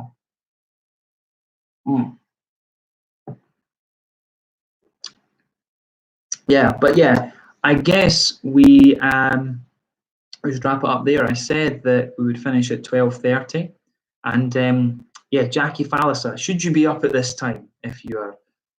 I suppose you're on holiday, aren't you? You're on Easter break now, so I'm telling you off for no reason. So yeah, no, we will. As I say, I will see about visiting the school before. I will see about visiting the school before June and things. So yeah, no, it was good. But yeah, guys, let's finish it off there. I'm going to go and sip on the rest of this. Maybe watch an episode or two of things on HBO Nordic, which is always very good. I'm watching at the moment The Plot Against America, which is about. I'm 2 or 3 episodes into it. It's all about President Lindbergh and the almost kind of Nazi-like campaign and things like that. So yeah, it's almost like the Nazi kind of campaign in America. So I'm watching that at the moment. I'm also watching Better Call Saul. We're 8 episodes in. I think it's going to be 10 episodes this series, and I'm waiting for the new Vikings to come out as well. So that's what I'm watching at the moment. But yeah, yeah, okay. So yeah, right. You're not who I thought you were then. You're not who I thought you were. I think I know who you are now. I know who you are now, I'm pretty sure. If it's your dad that's showing you, and I know a certain father who likes his craft beer. I'm pretty sure I know who you are now. Yeah, but yeah, guys, let's finish it off. So yeah, for all of you who have commented on the stream and things like that, it's been awesome. I hope that you guys have enjoyed this. It's something a little bit random. Something a little bit random to talk about for you here, show you some of these different Swedish beers that I've done. Been cool to have a look at my landlord's Imperial Pils that he's done. And as I say, maybe in the next couple of days, maybe tomorrow, actually, maybe tomorrow evening, we will have another live stream. I don't know about what time. I was talking to a friend for a couple of hours before we did this, but I do have a beer box coming that will be quite special. So yeah, we'll see about sorting that over the next little while, and you will see another live stream probably within the next couple of days. But this is my very first one. It's gone on for 2.5 hours. So for those of you who've kind of enjoyed watching me talk about shit for 2.5 hours, I hope you guys have enjoyed it, and we will do some more live streams. I need to see about sorting out some hangouts and things with Craig at Kent Beer Reviews and other things. So that would be quite an interesting thing. I'd never tried this before, and I thought it would be interesting. So yeah, and as I say, that is quite funny actually to have one of my old students commenting on on this as well. So yeah, to answer your question, I was planning to visit you at the end of March, but coronavirus and one or two other things got in the way of that. But yeah, that will be happening before you. It will be happening before you guys go off on holiday in June. I need to check the dates, but I've got people I can talk to about that. But yeah, no, that's good. But yeah, thank you again for watching, guys. As always, your support of the channel is hugely appreciated.